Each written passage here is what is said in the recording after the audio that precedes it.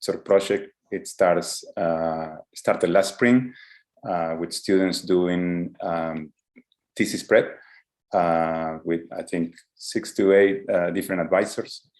And then from there on, selecting the topic, having different kinds of reviews, being exposed to different agendas, all the way to then selecting their thesis, the final thesis advisor at the end of spring, and then working through their thesis project during the summer, to culminating actually today with the final thesis presentation, final review, and graduation actually, a little bit later today. So, so congrats to everyone who made it today. Well, earlier congrats, let's say, you haven't finished yet.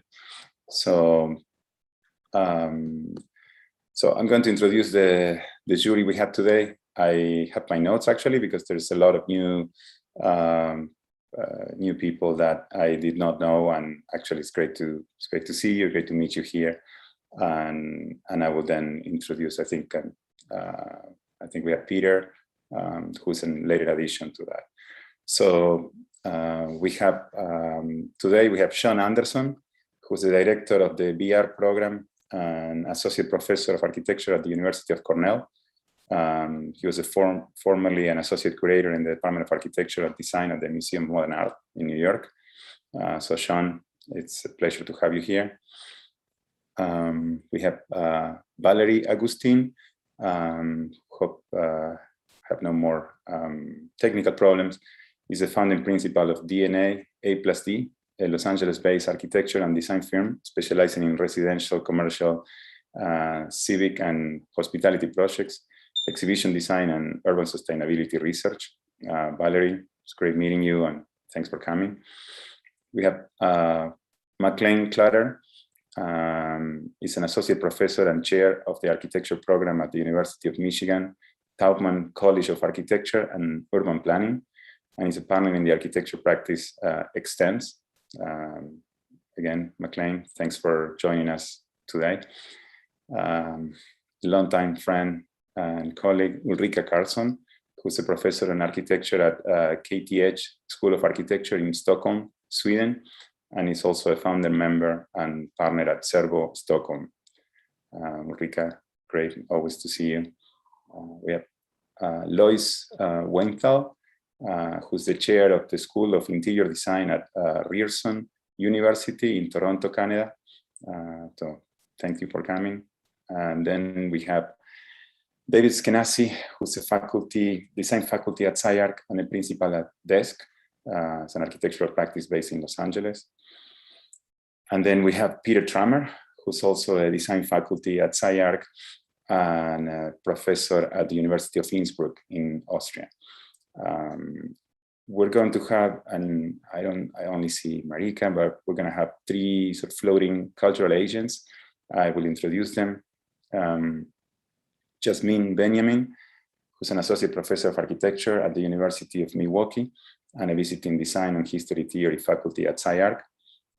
Eric Enoyu, who's a research coordinator, learning assessment coordinator, and history theory faculty at SCI-Arc.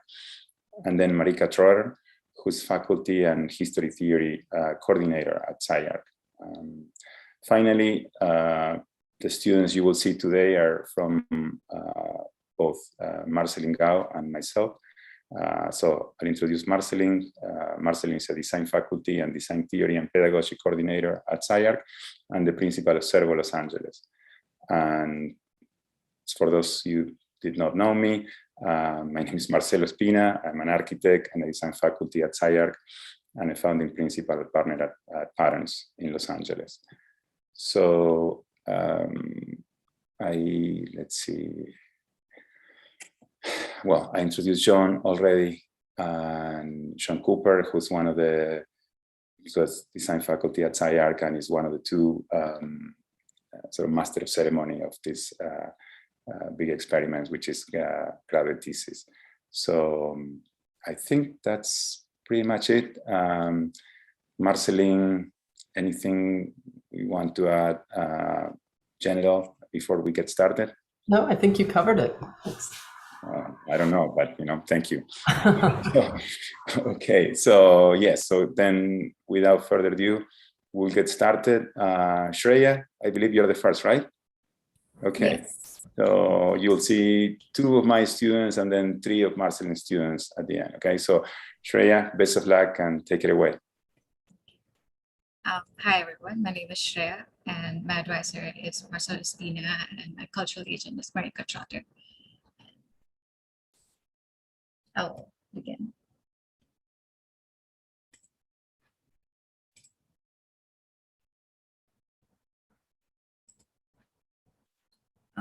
Having often found myself feeling displaced, surrounded by familiar faces, yet a stranger in an unknown land, the connection that I feel when on a hike, meditating, or in moments when a single sunstreak leaks into the room, cusping the face, is ineffable and important, but so very rare in an urban conglomerated context.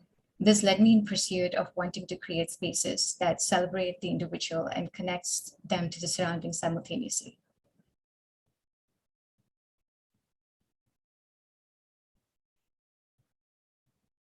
Edmund Burke said, at the core of any sublime experience is a passion. This passion, when caused by the great and sublime in nature, whose causes operate most powerfully, results in astonishment. And astonishment is that state of the soul where the mind is so entirely filled with its object that it cannot entertain any other. In architecture, the huge scale can produce an awareness of natural power, of immensity, and of eternity.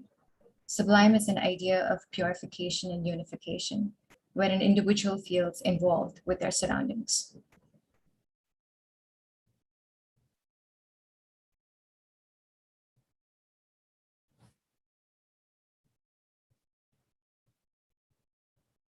And these ideas gave rise to my project, Hydraulic Sublime, a community swimming facility for Frogtown. This project is located in Frogtown, Elysian Valley, which is an underserved community located next to an overexploited resource, overexploited, neglected, and inaccessible. It is located in the zone between the edge of the neighborhood and the center of the riverbed.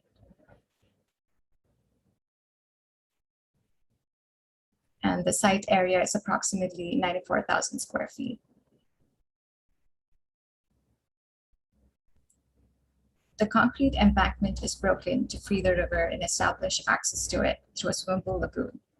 The form further evolves as a geometric amphibious being plunging into the water.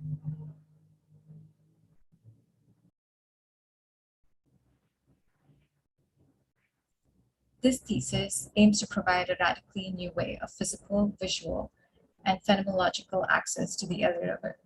It provides different degrees of intimacy in experiencing the river. Based within draws the people into the intense ecological processes for the community of Frogtown.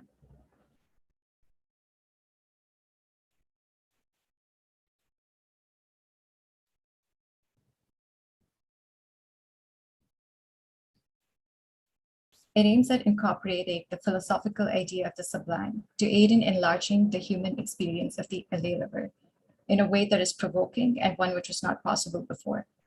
The technological sophistication of a water filtration unit working alongside the subliminal quality of a community center further accentuates the tension between the natural machine and the human.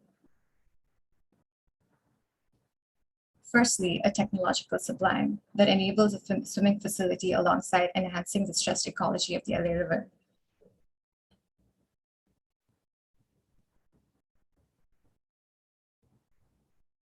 The water travels to the building in 4 stages. It first undergoes separation of any solid debris from the liquid. The water is then filtered through water hyacinth plants.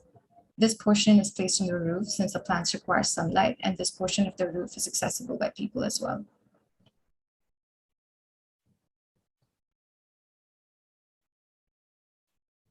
The water is then filtered through biologically activated carbon.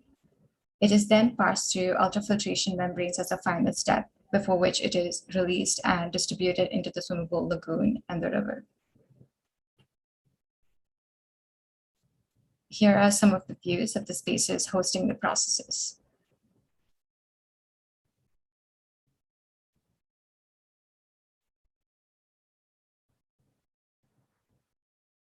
Secondly, this project also serves as a community sublime of river swimming in Frogtown, city of Los Angeles.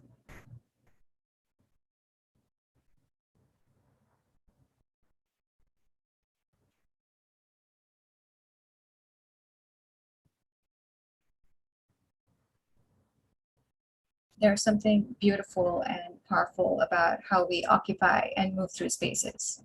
The experience of architecture in this project deals with the dialectic tension between the phenomena of large, beautiful spaces and intricate moments of detail, intimate relationship between light, form, and space, with that of the function of the space. It emphasizes the relation of architecture to the river by creating spaces that move through singular details and spaces of compression and release, and openings that exhibit glimpses of multiple opportunities and variations in experiencing the river.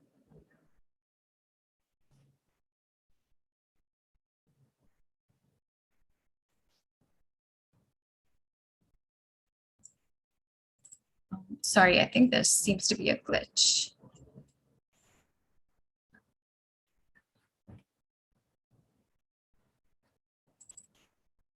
Can I reshare? Yes, please. So something happened? Yeah.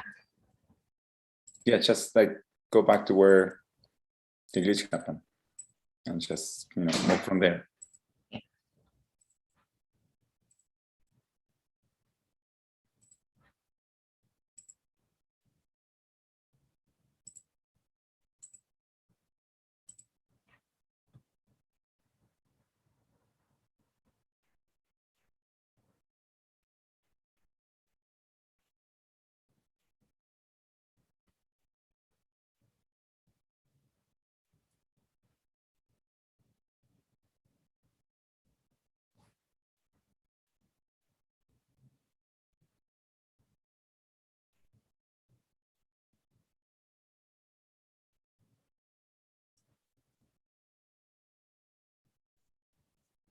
I think the biggest to smallest problems in humanity arise from the root of feeling unheard, unseen, or not made to feel special.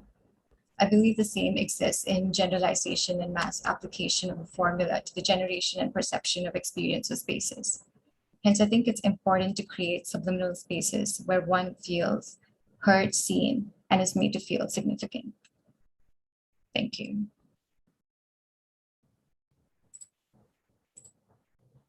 Thank you, Shreya. So you got it. Fine. Thank you.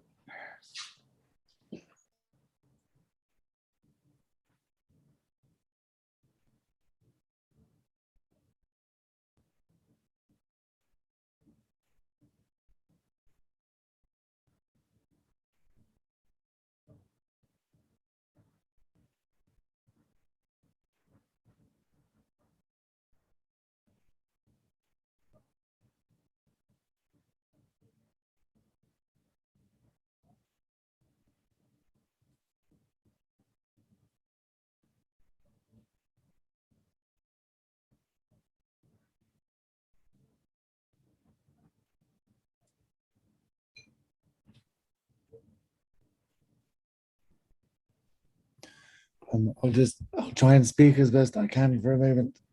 And Shreya, I think there are very many beautiful effects in your projects, and I'm sure other people will speak very directly to your kind of design decisions. I think it has a great impression on me. I also think that in my mind, I guess I come at it from a cultural perspective and a historical perspective. So my comments are in that vein. And I think the whole world of water-based collective spaces is a really beautiful paradigm to work in. And I think it's a very kind of rich vein of architectural history that is extremely planetary or global in its arrangement. And I think, to me, as well as this being a highly specific place-based exploration of a kind of phenomenological set of qualities rooted in LA, I also think as a thesis on architecture in general, it can have a more planetary significance beyond this particular instantiation. And I imagine in your research, I don't know, that you've probably looked at things like the Indian valves in northwest India, the step well, or perhaps of some of the kind of excavated water-based rock churches in Ethiopia. Places where the water forms a kind of connective social dynamic fluid.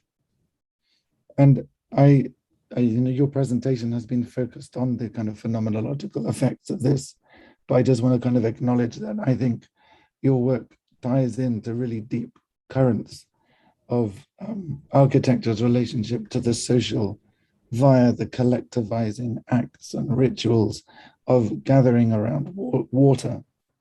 And to me, it would be on that basis that you would extrapolate a whole thesis on architecture now in this place, but also potentially in other places.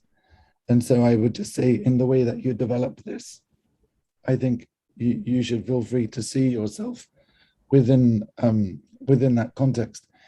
And also, I imagine there are also kind of unspoken levels of research into the LA River itself, which has such a rich contemporary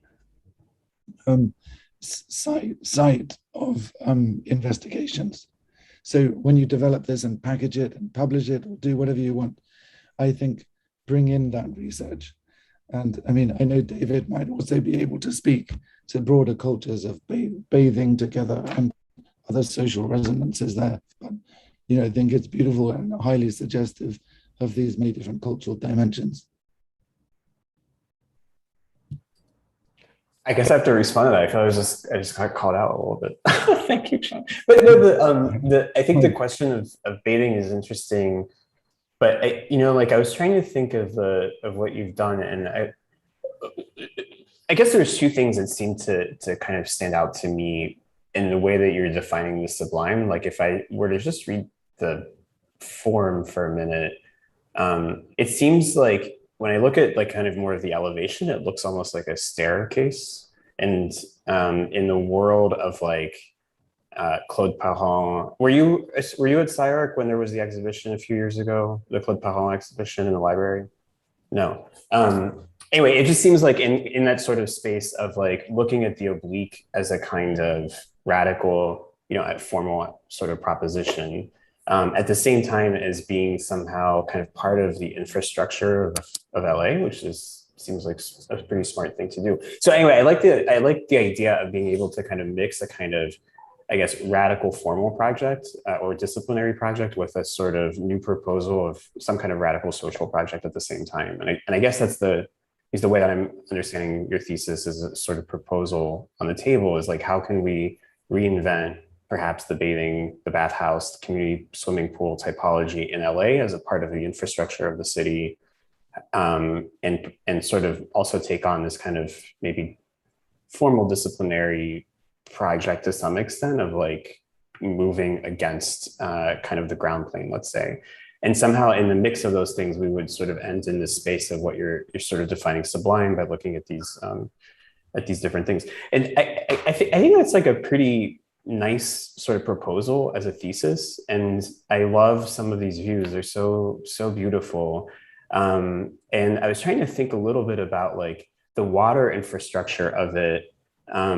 It seems kind of like this kind of funny, extraction of like almost the minimal amount of water that's in the LA River is now kind of just as important to the architecture as the sort of as the stuff that's like permanent and geometric, and that those things together are somehow perhaps equal. It seems like a great beginning point. So I don't know, John, if that was kind of what you were thinking I would add. I don't know, but the history of a lot of these community swimming pools, at least in the United States, is a kind of an inward focused architecture more than anything, where the architecture appears on the interior or in like communal exterior spaces or something like this. And then there's a kind of sometimes a facade maybe on a street. And so to work in a place where there is no street front exactly, there is no let's say, image of the architecture for the kind of normal sense of what we think of as where the public encounters architecture, but instead to kind of stick it in the back of a neighborhood against the street on the sort of slope of the bunker itself is a pretty radical idea. I really love that. I want to come in. It's interesting in this. Oh, sorry. Oh, no, go for it. Okay. So thank you for your presentation. It was a beautiful project, Shreya.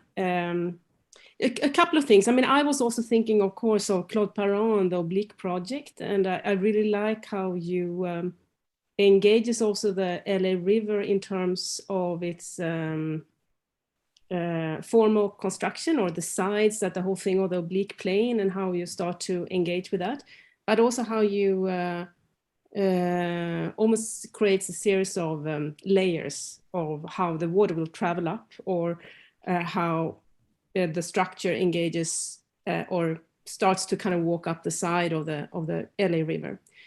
But my big question is how, because you talk about the whole thing of contraction and expansion, or about the vastness and the detail, that you wanted to communicate an aspect of vastness at the same time as an aspect of detail. But how does this situate itself in Los Angeles, or how does it negotiate the urban condition? Is the idea that there should be a break, so you don't really you reposition yourself, or you displace yourself, as you said in the beginning, so you don't actually know that you're in Los Angeles? Or what is that interface, or how is that then articulated to the city? This is kind of my question. And how do you get displaced?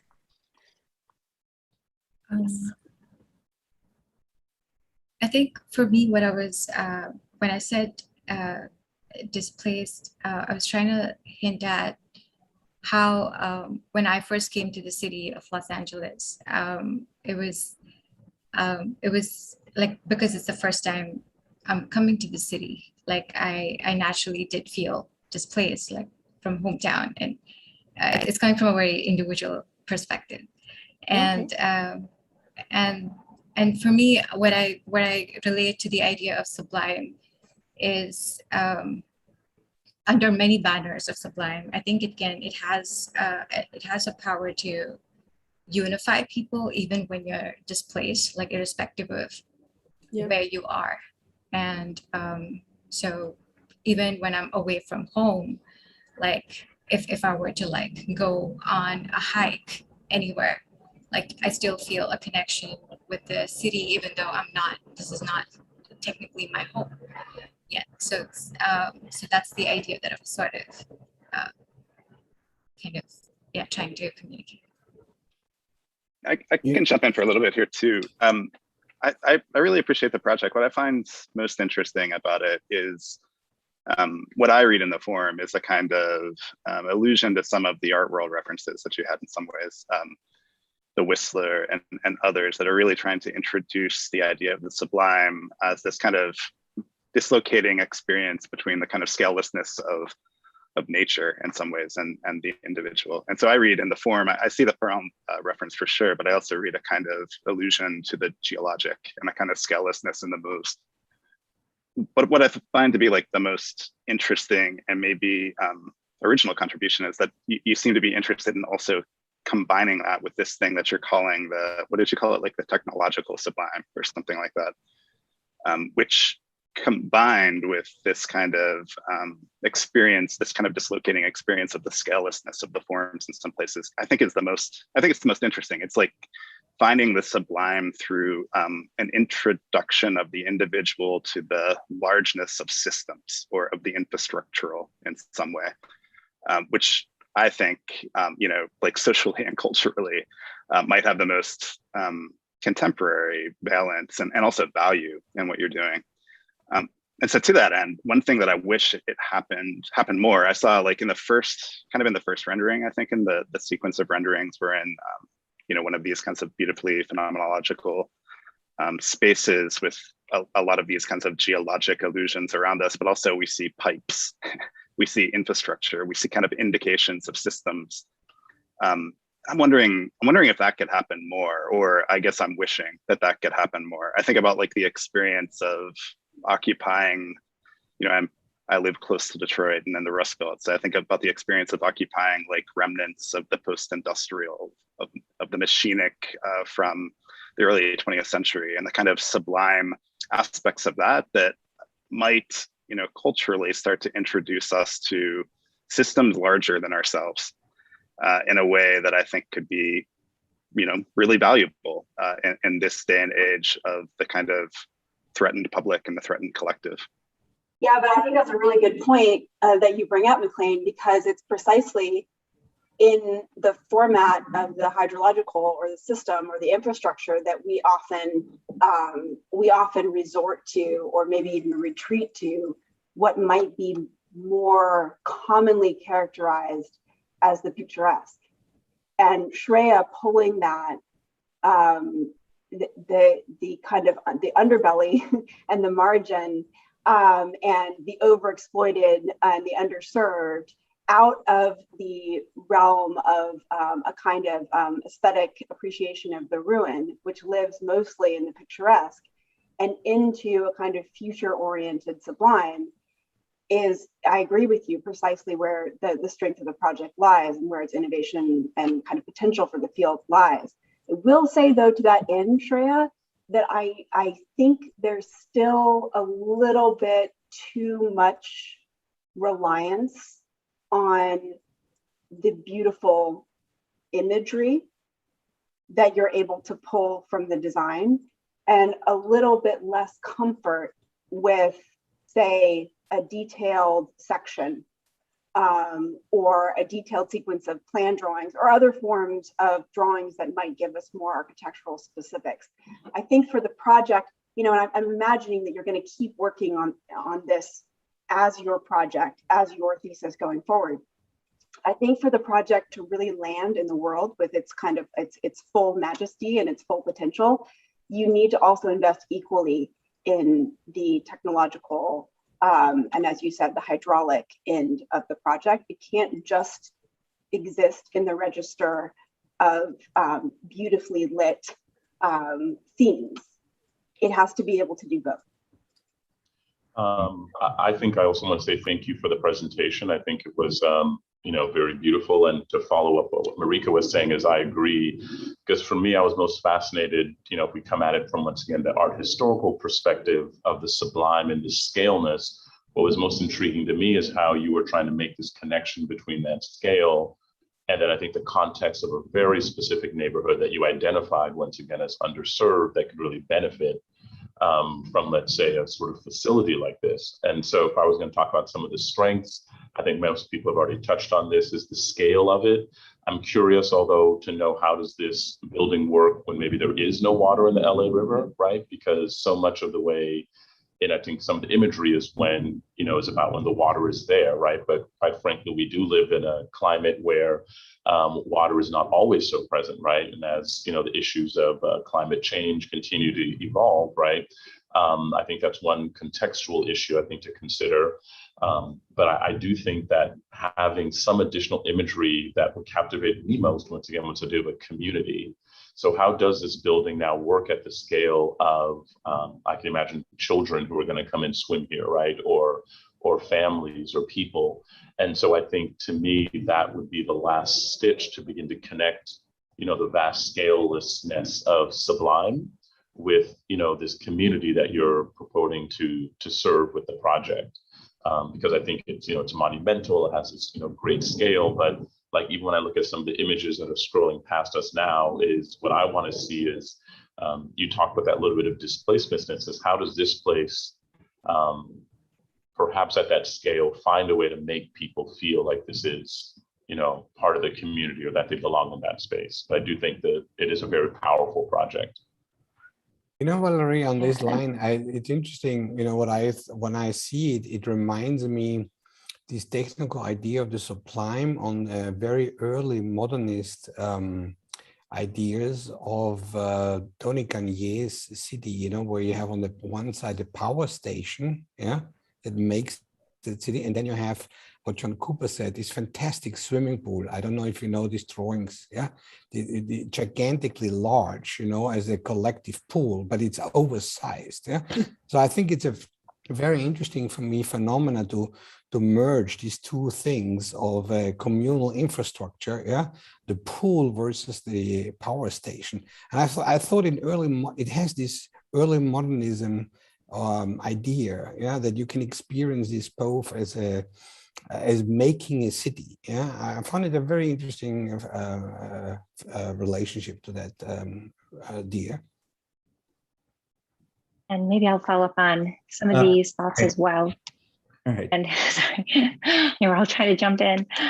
First of all, it was a very beautiful project and so difficult to try to shape architecture around the word sublime, as we can even see from the paintings that it goes into some ethereal world to do that. So, so congratulations on reaching this point. It's a really beautiful project.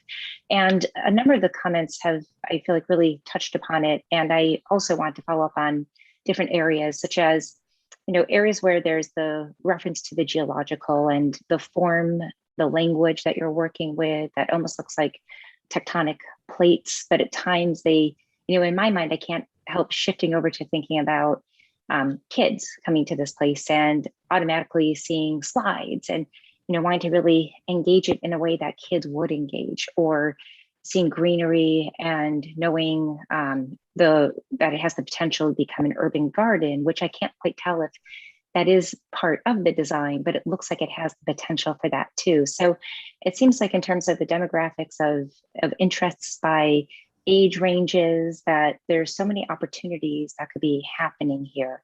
And in some ways, it brings it back down to the scale of the body in the sublime. Like a lot of the paintings show sort of the singular person standing in a landscape. There's different parts of the project that, you know, it makes me question that threshold to the sublime, where, you know, when I see greenery or a leaf, I understand the scale of a person. There's other times where there's the water channel and it leads to what looks like could either be steps or something greater, such as plinths. And so it throws your perception into wondering what scale you are occupying these spaces at, which I think is an advantage because it does bring you into the sublime. It's almost like there's many thresholds of sublime that you keep moving through in the project. But as some of the comments referenced earlier, I think it would benefit greatly from taking it out of the homogeneous material and starting to assign it certain roles where you could start understanding, you know, the grain of a material or the aggregate in a material, something that does help you understand how you fit into different scales of the project. And I think that does start to show up where there's one, you know, cast area where I can start understanding, oh, this is the scale that I'm at in this project, even though the aperture is something that I'm not familiar with as a scale. And so I think those are successful ways of transitioning it into that next step. Shreya, I think it's a testament to your project that we're all competing to speak, or it's just the nature of Zoom. So thank you very much for your lovely presentation. And it speaks to me in different ways. And as my colleagues, as your colleagues were speaking, I was thinking like each new layer to add to your project, to think about and to consider. I just wanted to briefly begin my comments, though, is that I was listening to an interview with a Native American elder recently, and she said that in the desert, the sky is the ocean and water is sacred. And given that LA is a desert, more or less, and so many of your views, your renderings actually privilege the sky over the water, it becomes a question for me that Valerie and Ulrika and Louis all brought up, which is the notion of the edge or even of the threshold that is either transgressed or crossed or imagined that could happen materially, it could happen structurally, it could happen functionally, and so forth with the project. And in that regard, I go back to references and definitions of the sublime as being actually a space of violence, in as much as in the Enlightenment, say 18th century sense, that it was a space of violence in as much as a recognition of one's diminution in the world, in the universe, and so forth. So is there a way, perhaps, just to think about, is there a way to amplify these thresholds between the underserved community and your project? Because I see it not just as this object in space, but that you've planned out other spaces that are more landscape-esque. Sorry. And is there a way to extend your ideas of this project into the underserved community so that the community sublime, which I think is an intriguing notion, actually doesn't, it doesn't become a border between, say, the community sublime happens here and everything else happens over there, but actually it begins to fit into larger systems, as described before, systems that amplify, that respond to, that rethink the ways in which water here is both a life force and also a space of ritual and activity. But thank you. Shreya, I also would like to commend you on a really beautiful project and really well executed project. And I think this brings to mind the way that Sarah Ahmed talks about moments of disorientation and the role that the oblique plays in that. And I think you are really disorienting the ground plane of the site. And so in a way, and I love what you're doing where you open up these kind of cavernous spaces inside. It's as if someone brought up the plate tectonics before. But I also wonder, that edge between architectural interior and exterior, and at what point there might be a different kind of articulation in that interior. Like, what do we find inside of that ruptured ground? So I could almost ask for that, and also the presence of, really acknowledging the process of aridification, where the drying out of, this region, and how water will be less and less present in the future. And so maybe the project could in some way anticipate that transformation. I think one thing it does do is really maybe anticipate some of the flooding that occurs when we do, on those rare events when we have rain, and the concrete channel of the river really becomes a kind of problem in terms of the way that toxins are just pushed out into the ocean. And so your project seems to kind of disrupt that and create this sort of almost floodplain, which I think is really amazing. But I love the fact that you're working on this sort of distinction and edge between architecture and ground and the geologic and architectural scale of things, but a really beautiful project. Marcelin, I love that phrase you just said of drying out. And I was thinking, Sean, I don't know if I think you said you were talking about the word destruction. I might have that different D wrong. Was it destruction? I'm not sure, but I was thinking, as you're saying drying out, Marcelin, I was thinking about the paintings that are being referenced a little bit, and the difference between, let's say, the paintings where we're looking through the picture and the paintings where the painters are really kind of bringing some of our attention to the paint. Like in the Monet, for example, we start to see that a little bit, or the brushstroke. And it made me think a little bit about like the drying out of the paint in those images. And then the thing that, I was thinking also, as Mariko was talking about these images and asking for other kinds of media, like if there is a possibility that we might even begin to understand these images themselves as somehow technical. Like there's something about the high render that is like really, really beautiful. And maybe it's Zoom, I don't know. I think it'd be very different if we're in person and these were like giant TVs as we usually do. But something about the Zoom is like screwing up some of that high render, at least for me. And yeah, like, okay, so, you know, when we see like Friedrich, you know, we're not quite yet at this moment of looking at the paint strokes or the paint exactly. And then in some of these other images we are. But if you go to your videos where you're kind of emerging out of these tunnels a little bit, and we see the concrete, and then we see like things that look like plants and things that look like water. There's this funny moment in those when the camera is moving, where the concrete seems to still be quite high resolution, at least on my Zoom here. And the other stuff, the nature stuff, seems a little bit out of focus and a little bit like it was rendered with a different rendering engine. Can you go to one of those? Can you move the, yeah, like, yeah, one of the ones where you're like, it's like a 1 point, yeah, like one like this. It almost seems to me like the building is rendered in a slightly different way than that tree or the landscape behind it. And I was thinking a little bit about the drying out of things, as Marcelin said, and like almost like to me the project is also creating, it's so much about the images that you're producing, more just as much as it is, I suppose, about the building that they're documenting. Yeah, like this one too, once you start to see through the end of this tunnel, there's to me this like very like it looks like a painting for the nature stuff, and then the concrete looks photoreal.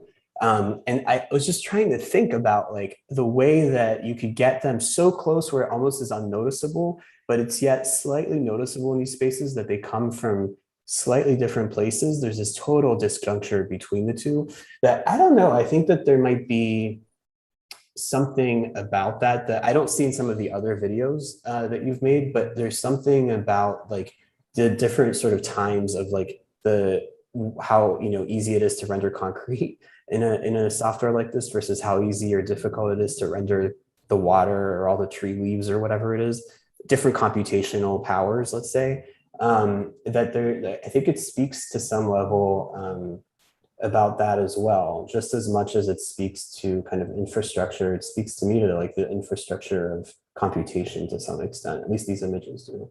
And so anyway, I love that drying out, Marcin, because I think there's a drying out of the water, but there's something about the drying out of the images that is so beautiful.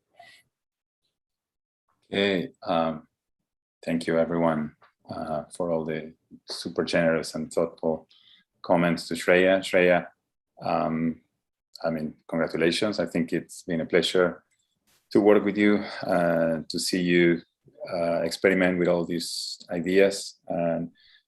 And I mean, well, a lot's been said, so I'm not going to repeat. I think Marika made a few points, which, you know, I agree. But ultimately, I think this is really a kind of it's your personal contribution to the discipline and the field. I think you know exactly what you want to do. And if anything, my suggestion is to fight a little bit that sensibility that you have. I think sensibility is right on. I think if you fight it, you know, we might see something, you know, great beyond just personal contributions. But I think I have no doubt you will be able to make it. So again, congratulations, beautiful work. So we'll move on to the next. We're trying to make up some little time that we lost with the little glitches in the beginning. We have Sohail Gil. So Sohail, take it away, man. Hello, everyone.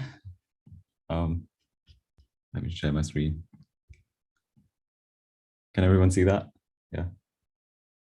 Okay. Hi, my name is Sohail Gil. My advisors have been Marcelo Espina and Marika Trotter for the course of Thesis. The title of my thesis is Co-Presence of Differences Explored through an Institute of Marine Biology.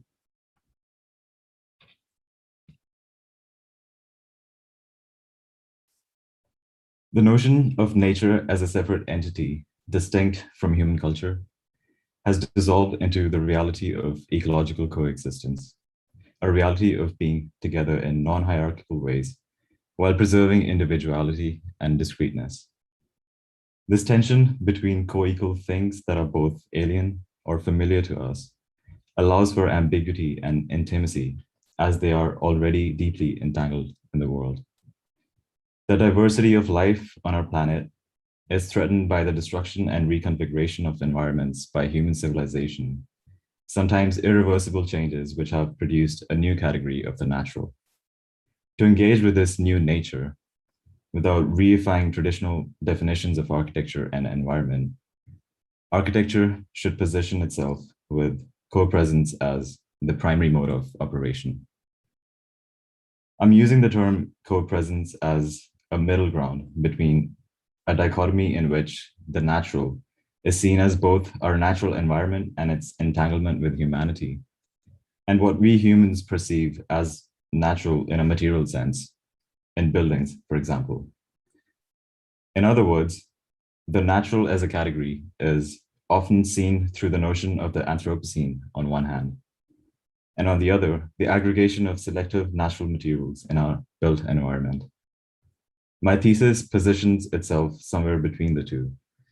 It is neither a natural whole nor a cohesive aggregate.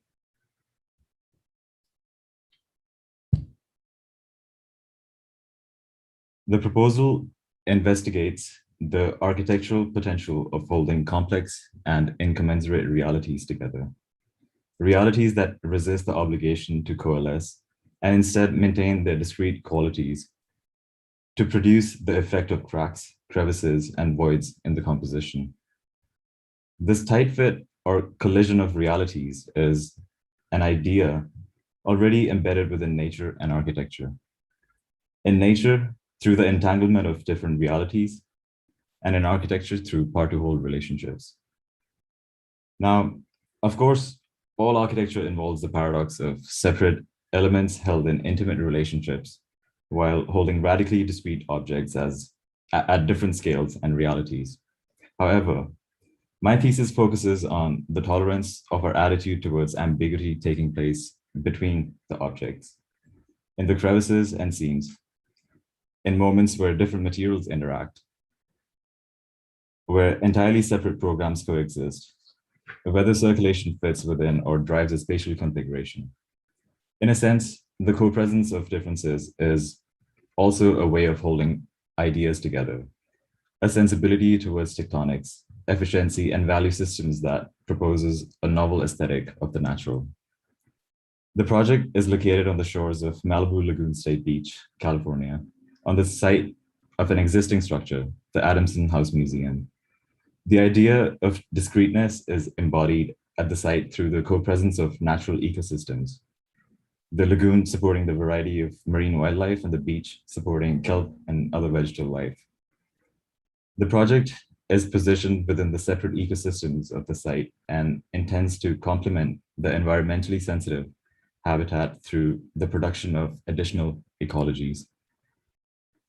The proposed project, an Institute of Marine Biology, fosters an acute ecological awareness of the relationships between the park's human and animal visitors.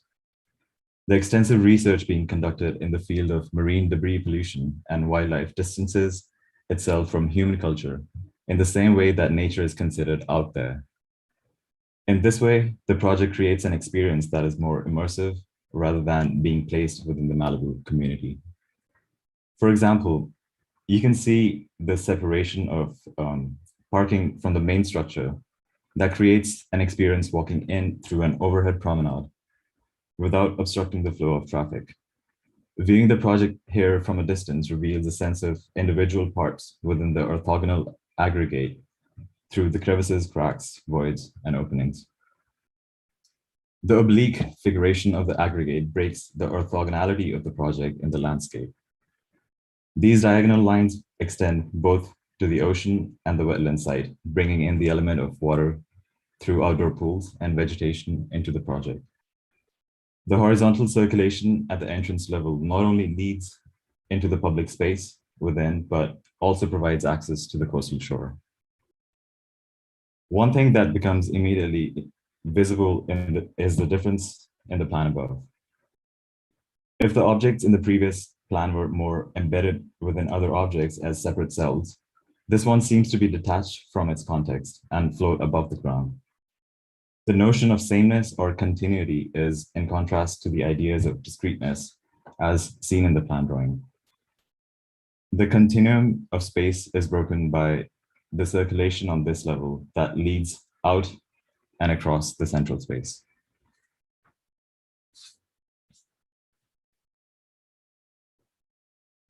Up close, the way the program and the chunks are put together posed an architectural challenge of spatial organization and tectonic expression.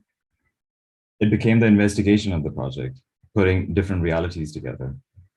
The difference between the disproportionate objects became more visible, where the materials collided with each other, creating moments that are inside, outside, and outside inside.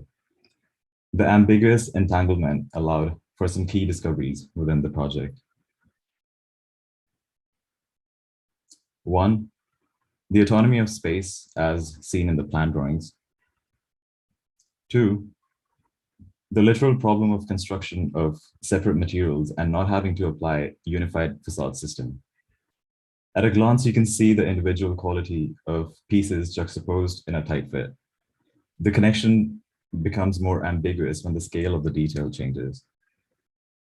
On zooming in, it's hard to tell if the mossy rock is one giant mass and the concrete leans against it, or it's a stack of whole bunch of big rocks in a gaping cage. Maybe the metal mesh is there just to support the artificial growth, or it could be entangled with the reinforced concrete rebars whose tectonic use extends to the adjacent material. The third being the challenge of putting two separate programs, educating the public and scientific research together. Both realities are entangled with each other while maintaining its individual qualities. The function of the space extends to the local ecosystem and not just limited to human culture. Unlike the conventional exhibition and research space designs that create a barrier between the two programs, the project lifts that facade to bring them together in a balanced entanglement with its natural environment. As a result of micro and macro levels of entanglements, the building is shifting its shape or growing over time. Now, coming back to the discussion between nature and perceived natural, architecture will always inherit a sense of artificiality. There is humility in the project that does not shy away from addressing the ecological problem of global scale with the resolution of a much smaller local scale. The co-presence of differences displayed across various modes of representations allows more room for ambiguity to question the conventions of architecture.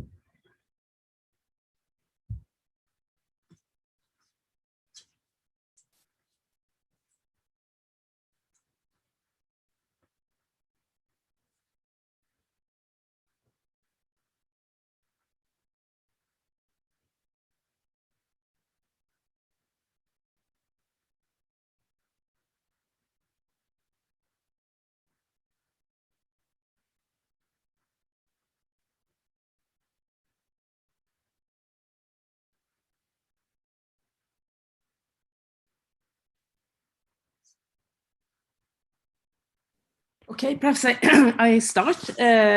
Thank you so much, Sohail, for a beautiful presentation and a very, very beautiful project with this kind of intricate or perhaps not interlocking, but intricate aggregation or assembly of multiple volumetric entities that hold together this project. I mean, it's like you talk about the entanglement between perhaps the nature, natural, artificial, architecture, the kind of you play with a series of words, and I can't help one of them, which is I think is you are able to have a very beautiful way of integrating both the kind of the biological, ecological aspects visually in your project with the tectonic aspect of your work. And there's something that I can't help but like a reference of how you work with the materiality or articulating the texture of these volumetric entities. Luigi Moretti, perhaps you know about him and how he worked with concrete in Italy. The name of the it's in a housing project that you can look it up, where he really articulates where sometimes the texture of one volume or one element goes across to another volume element, but do not align with its edge. So the whole thing of like going across a series of volumetric entities and how we start to interplay, depending on how the texture is involved, to entangle the different elements. And perhaps that is also partially going on in your project, or something that I would be curious to see even more about, like what's actually going on both tectonically and in relation to how materiality is expressed in relation to your interest in aspects of entanglement or the ambiguity between architecture and that we might think of as the natural or consider the natural.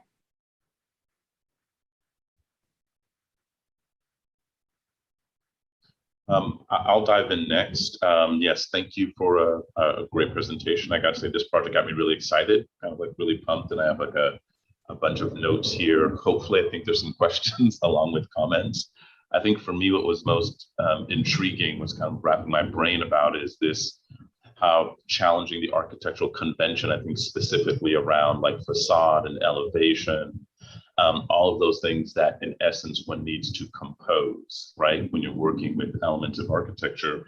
And so you kind of have, how do I think, in a strange way, you've taken that opportunity away, maybe, I guess maybe that's my question, right? Because at a certain point, there seems to be a level of ambiguity, but at the end of the day, you do need to create a floor plan, right? You compose a section, and that I actually really appreciate. I think the section currently to me works a lot more dynamic, and perhaps in the way you describe that relationship between the nature and the natural. I think the floor plan itself could maybe take a little bit more of that language in there. I think if you look at your floor plan very specifically, you'll see how thin, you know, like the walls are, right? When you look at the section, you get like some chunks, you get the nooks, you get the crannies. It's, I don't know, like cutting through an English muffin or something.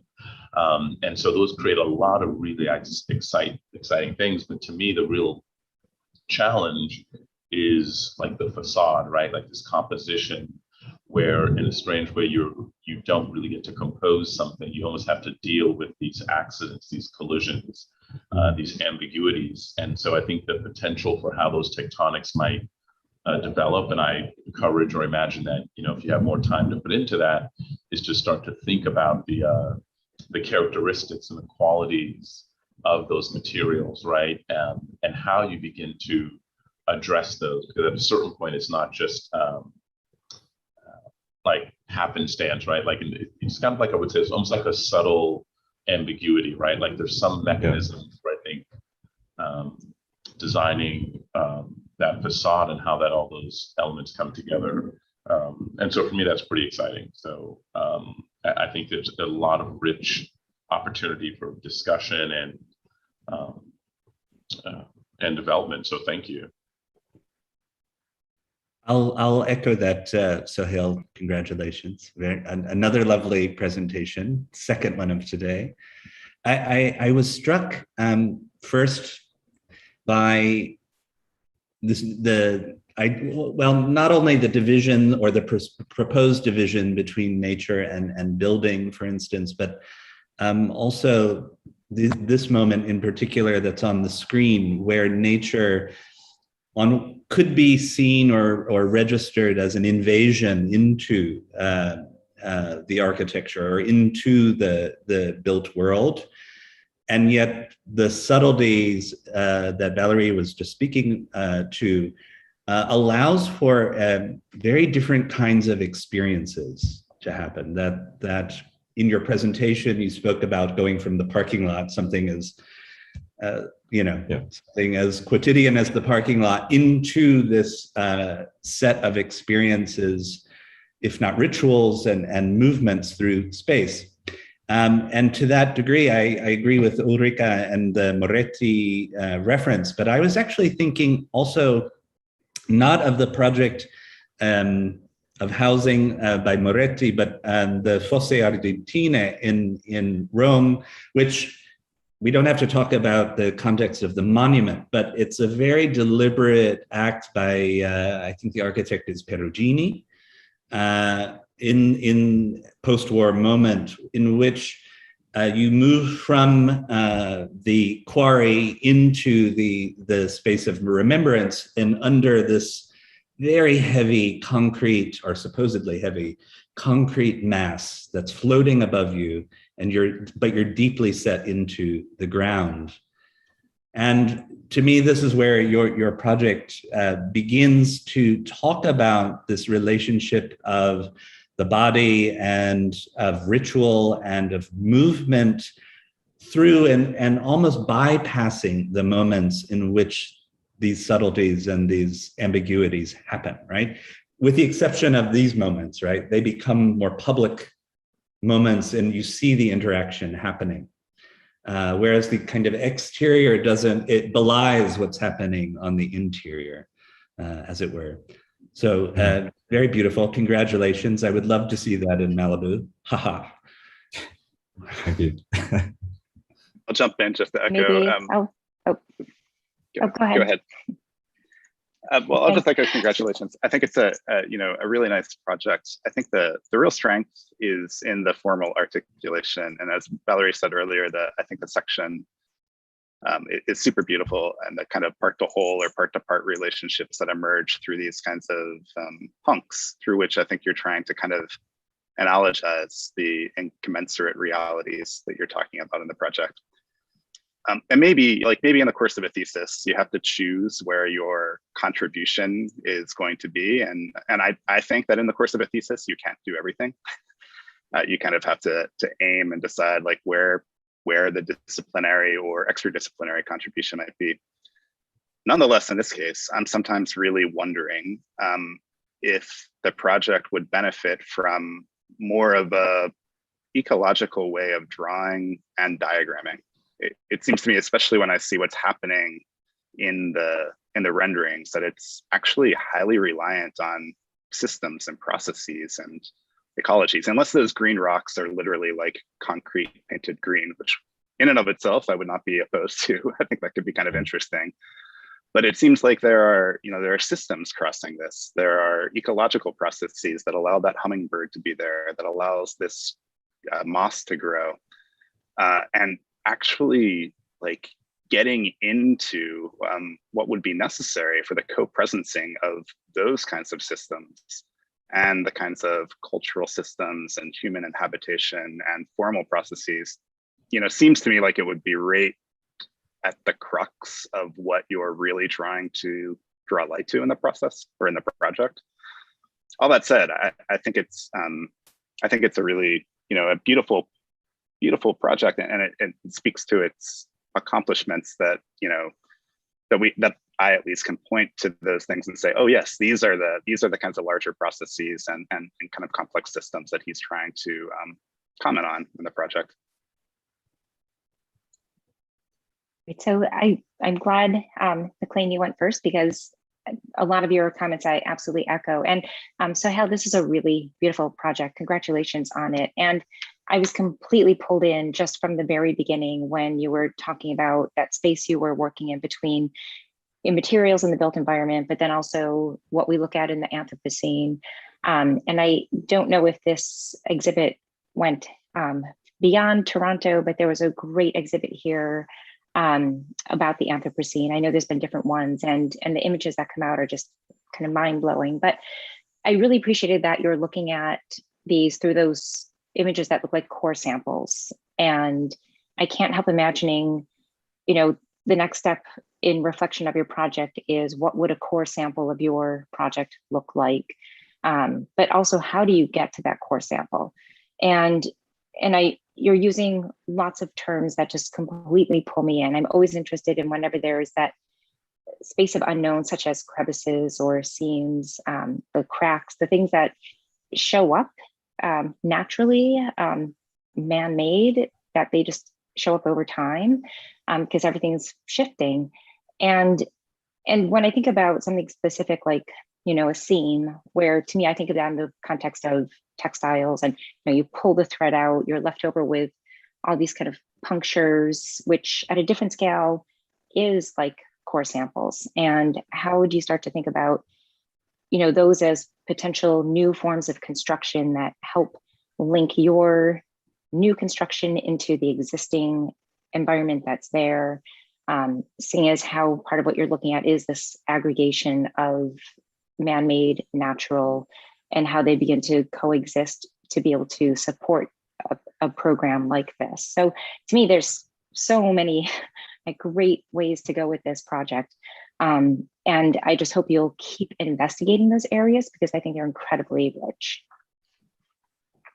Yeah, also, hi, nice to meet you. Great to have ever met you as a person and in the studio.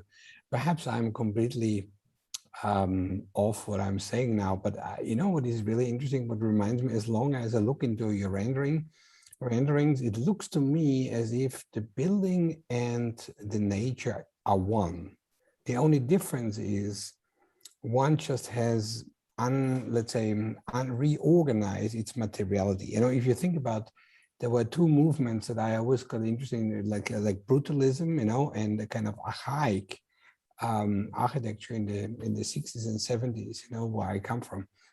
And you could see that archaic forms and concrete merged together, yeah? And so when I saw your composition, you know, and I thought like that each piece is an abstraction of that what is nature, because you could say that the concrete is of the same minerals, yeah, that actually are the rocks. The only difference is, you know, it has changed, yeah? It's not only composite, but also its forms, so that these things are not separate, but they are the same, yeah? The only thing what happens to them is they have recomposed their shapes, their forms, and but they are the same materiality. So I think there's a very unique relationship of your work to a kind of history that somehow has been forgotten, you know? And there's one church that or let's say one sculpture that I should show you. It's a kind of, from an artist called Votruba. You know, he did a church out of blocks of concrete rocks, yeah? And it's not really nature, but it has attitudes of expressing something that mutates out of it. Anyhow, it's a very, very beautiful to see your work, and very nice that I've ever met you. You know, you're a fantastic person. So congratulations. So Hill, I just wanted to echo the comments that have been made about the design of the project, and I think it's beautiful. And I really am quite impressed with the way in which the words that you use to describe the project have aligned so clearly with what is happening in the work, in the design. And that's really rare. I mean, often, you know, we might see a really well executed project, but the statement doesn't quite align. And your text was just extremely well written, and really got my attention. And I think everybody, you know, these terms like the incommensurate realities and the co-presencing, and then I started to look for it. And, you know, as the film is playing, I kind of, each moment I start to find these things that are being described. And it was just such a pleasure to have that experience. And you know, I also think this question of sort of the natural, the man-made, the way in which they might start to produce a kind of friction and tension with one another. I think it would, you know, if this were to continue to be articulated on another scale, we might begin to see how some of those systems that McLean was talking about would be integrated into here. You know, how do you have like cooler environments in some spaces, and where does vegetation actually grow? And so it would maybe go beyond just sort of the texturing of those surfaces, and really look at, you know, how that is sort of programmed into the project technologically as well. Thank you. Beautiful. So I want to just, if I could just make like a brief comment. I'm sure we're over time. I see like Marcelo's like leaning forward. So Hale, you know, what I like about your project more than anything else, and there are like a number of things that I like about it, but what I like about it most of all is the ambition of it. Because you've hit on, I think, one of the great intellectual turns of our time, which is the reconception of ecology from a kind of 90s model of gradients and flows into a new scientific, but also I think just more broadly cultural understanding of it as a set of incommensurate but incredibly interrelated pieces. And you've then taken that and you've applied it to architecture with the understanding that architecture is ecological already by definition, as is all human artifice.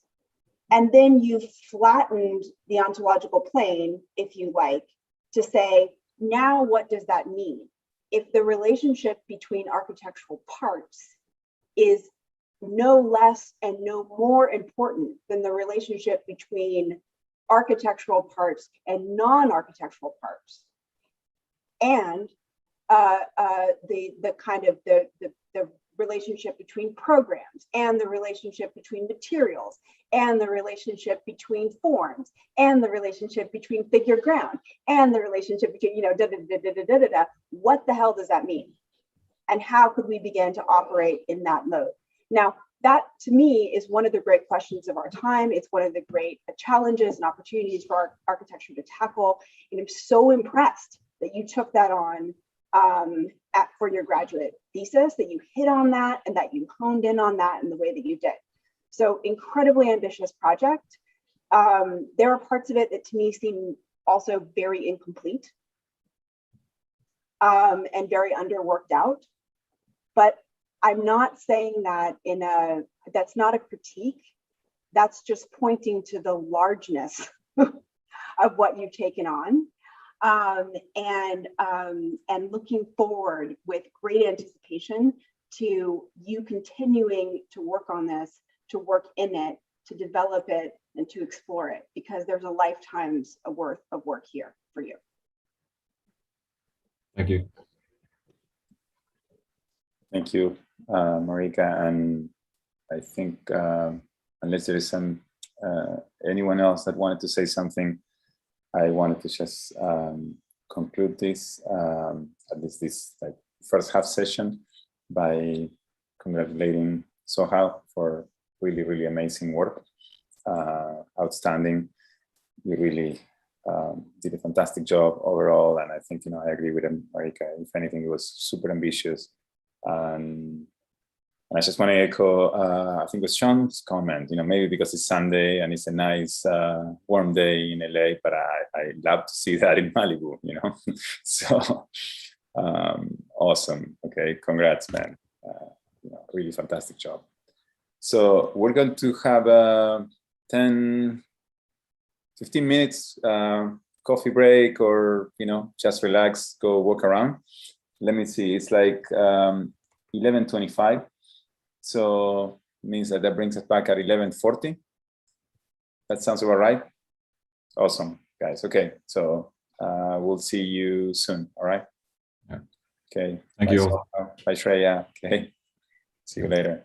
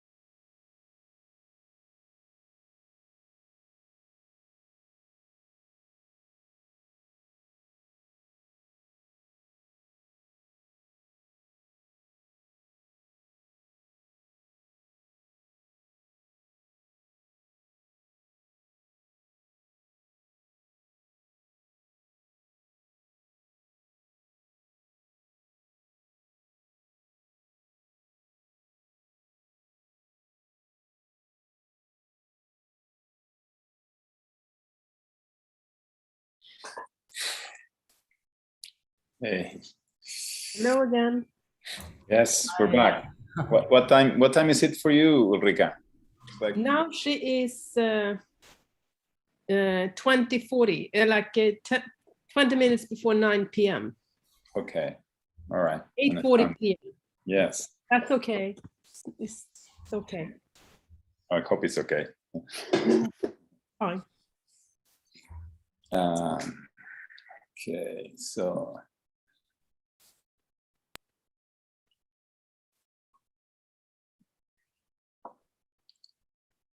Welcome back, everyone. Let's see. What do we have in the schedule? It's Ahmad. Ahmad, okay. Ahmad Sultan. Hello, can you hear me? Yes. All right. So I'm just going to share my screen, and the video has no audio, and I'll just speak along as the video goes. That's great. Thank you, Ahmad. Okay, so my thesis is Shade Cloud, radically augmenting housing in Faisalabad, Pakistan, which is my hometown. And my thesis advisor is Marceline Gao, and my cultural critic is Marika Trotter.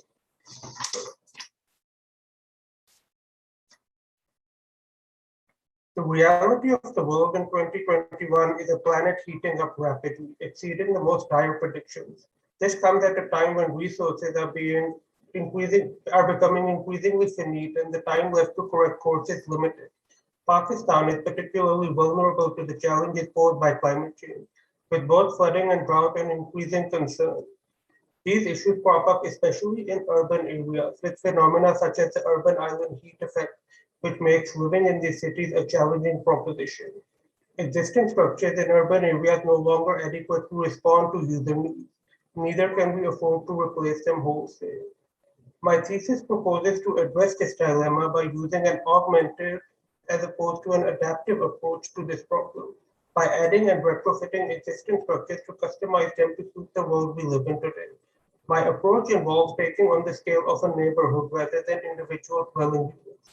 The scale of the neighborhood allowed my project to set an example on an urban scale of the way forward when it comes to addressing the fundamental realities of today in a water-stressed semi-arid region like Pakistan. My site is a social housing complex built in my hometown of Faisalabad in Pakistan in the 1960s. It has a number of characteristics that make it promising for an intervention by way of augmentation. The existing structures are situated in an open area which is adjacent to a large green space uncommon for such a built-up area. The site as currently configured also has a space in between individual blocks, and its immediate surroundings have become largely pedestrianized. It is bound on two sides by a traffic artery. Furthermore, the site is situated near a canal which can be partly diverted through the complex to create opportunities for passive cooling as well as recreation. The original site has 4 buildings in addition to a mosque. The proposal calls for demolishing one of the units and hollowing out the apartment units of the remaining structure to make way for additional programming required by a neighborhood scale project. New additions include a marketplace formed by opening up the original facade facing the garden, activating the ground floor of the proposal. A new ground plane is designed by partially diverting a nearby canal, creating recreational as well as cooling strategies. Additional programming includes a sports field, a warehouse and storage space for the new marketplace, a textile weaving unit, and a new school for residents of the Shade Cloud.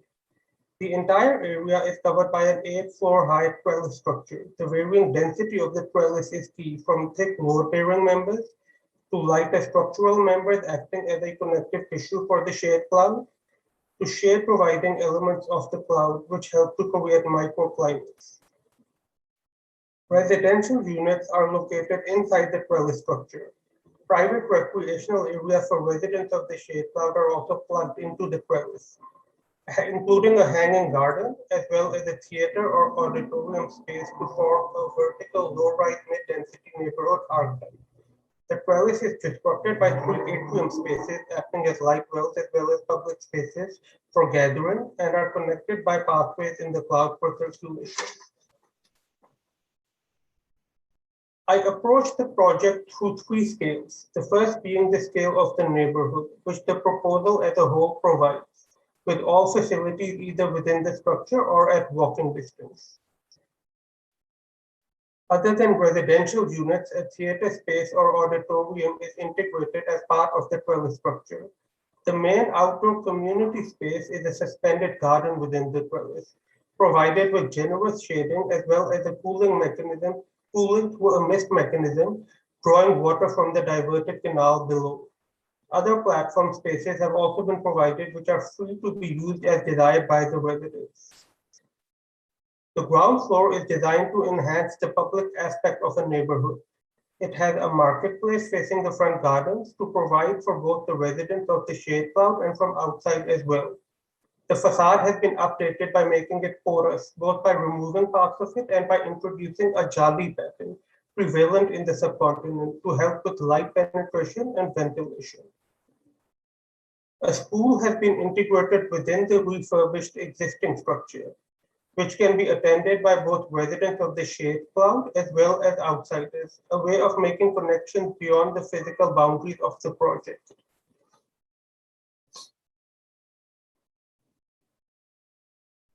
A weaving unit has been set up, taking advantage of a skill already present within the city due to its role as an important textile hub. Many people in the area also drive traditional taxis, known as rickshaws, so space for parking rickshaws at night has also been allocated. Among the 4 original residential blocks present on the site, I have cleared one to make space for athletics and sports. All ground floor programming is functionally temporary and movable as it is designed to respond to monsoon flooding that has increasingly become a problem in the last 5 years. The second scale is the dwelling units themselves. There are multiple formats of units available to cater to various needs.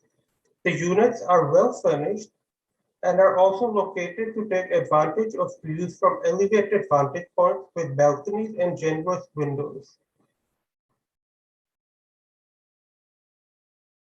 The third scale is the details such as the jali patterns spread throughout the site on various scales, providing aesthetic as well as shading strategies. Together with mist generated from the canal below, it forms a passive cooling strategy, which is important to the ecological imperatives of this project, as they help to create microclimates within the structure. The varying densities and thickness of the trellis become key in providing shading to various areas. The jali pattern has also been incorporated into the renovated mosque seen here, an important element of any neighborhood in Pakistan. Multiple areas have been designed in the mosque complex, each with differing degrees of shading to be used depending on the time of the day you visit. The jali pattern was also used as a departure point for the public garden, designed to have pools of water elements instead of just a linear canal network. These areas form spaces of congregation for a variety of purposes. Now, these are just some shots, like sort of like a tour through the shade cloud.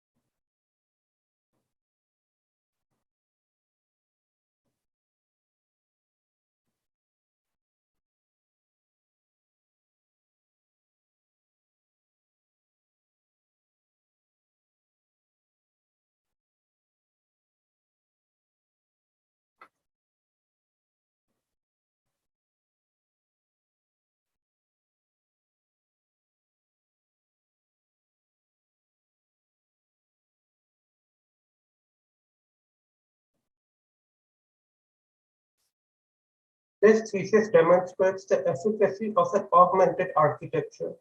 one that transforms existing structures through the design adaptation of built massing, circulation, and the relationship of interior and exterior spaces to the ground.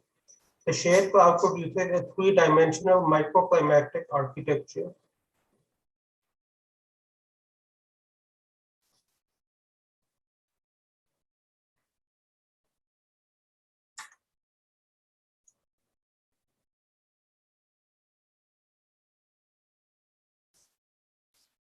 I hope everybody heard that okay.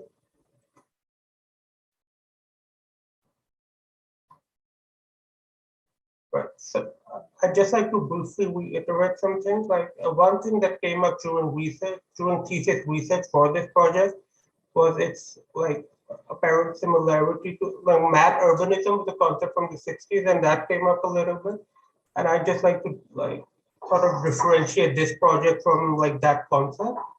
So like this project is responding particularly to climate change concerns, and it's very much like rooted in the ground and sort of like its context is the immediate city surrounding it.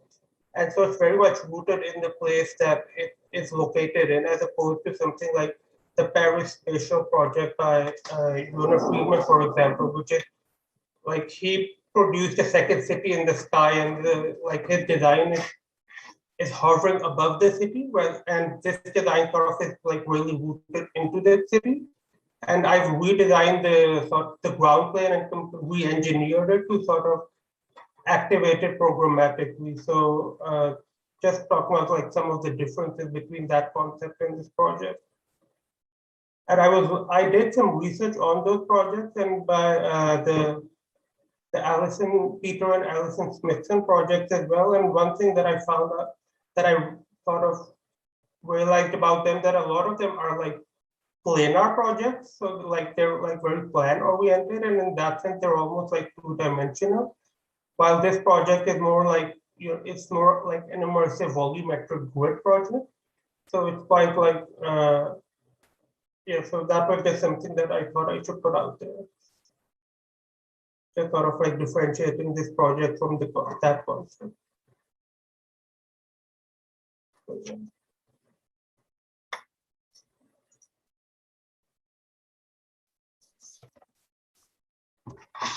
Thank you, Ahmad.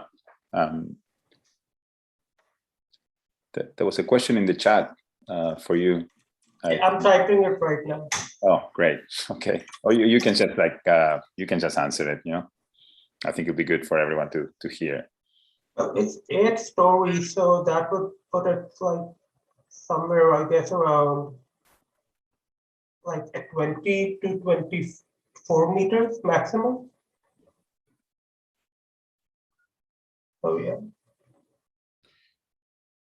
I'll start with just some thoughts, Ahmed. Thank you so much. I was in Faisalabad in January of last year, so I have a slight degree of knowledge of the context and right. Thinking about the sharpness of light that is in your rendering, but also the sharpness of light that you are responding to in part with your project. To me, it resounds in two very different realms, but I think very much in keeping with some of the earlier discussions that we've had around systems. And the first realm is that of New Babylon and Constant, and thinking about an urbanism that is both light, but reactive and interactive and systemic, for lack of a better word, but also that of the company town. And given that Faisalabad does have this strong presence with textile mills and weaving and has been, since colonial times. Right. And I believe Faisalabad was the most planned British colonial city as well in West Pakistan. But so I'm just thinking of these historical ideas and representations, and wanted to ask, for whom is this project in a way? Is it about is it about a bringing together of these relatively disparate systems, ideas, and peoples, and then also to respond to climate change? Or do you find that there are specific zones or components of your project in which maybe these ideas kind of filter out and we can see something more specific? For instance, I found it to be slightly humorous, ironic, if you will, of your interior renderings of housing with the giant fan, right? And I know that you need the giant fan, even though you're living in the shade cloud as well. So I'm just curious if you could describe, or maybe I'll let my colleagues speak some, but just to think about and respond to the ways in which these systems, these peoples, these activities are coming together and what the relationships may or may not be. Well, the original residents of the existing building, they were built mostly for civil servants after independence, like people who want, people who were going to run the country essentially. And then they were essentially handed over to them. They didn't really pay anything for them, or they paid very little out of their salary. And they have the title deed to these projects, so which is not always the case. So the people who are living there now are people who were their children and their grandchildren. So it's a lot of the people are the same, but there have been certain changes because like you said about the textile hub, which I also mentioned in the narration. So after independence, Faisalabad just ran with that and we just expanded on that concept. And so now it's a much bigger textile hub. So a lot of people moved to Faisalabad for jobs in the textile sector, which is why programmatically I also put an industrial weaving unit in there. So because the expertise for that already exists and it's quite a booming industry because it's very export oriented now. So the people who live here are basically the descendants of government servants who might be in government service themselves, and mostly people who work in the textile sector. And this is actually located in a very central area, but the rents of these, as far as I know, aren't that high right now. So this was definitely meant to be rooted. So this was supposed to be a middle class settlement. I'm not sure if that answers your question, but those are the two audiences that I am addressing. And when I went home for COVID, so I was there for 8 months. And I was there during monsoon season and it got really bad. And it's monsoon season right now in Pakistan. And it's really bad all over the country again. And this has become a concern in the last 5 years, especially. And that's why moving forward, that's where the idea for climate change came from.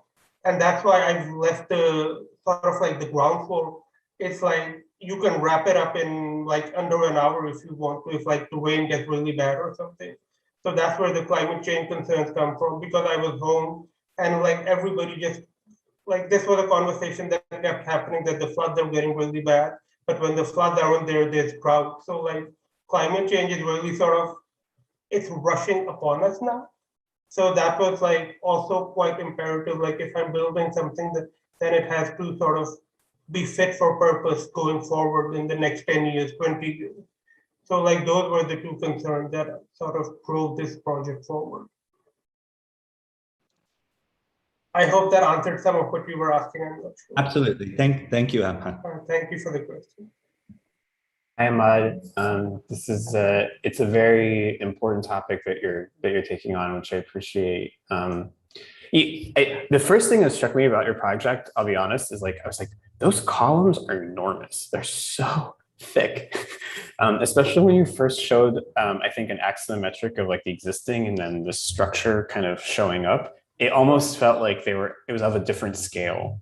They were as big as some of those canals almost, they were enormous. And as the project develops, a few things kind of struck me. One is the kind of enormous let's say, juxtaposition between what we can identify as, let's just call it structure and infrastructure compared to architecture. Like there's moments where those things seem to come together, but either, let's say like the voids, I think, are the moment where they seem to come together at like an enormous scale. It feels like architecture at the scale of infrastructure.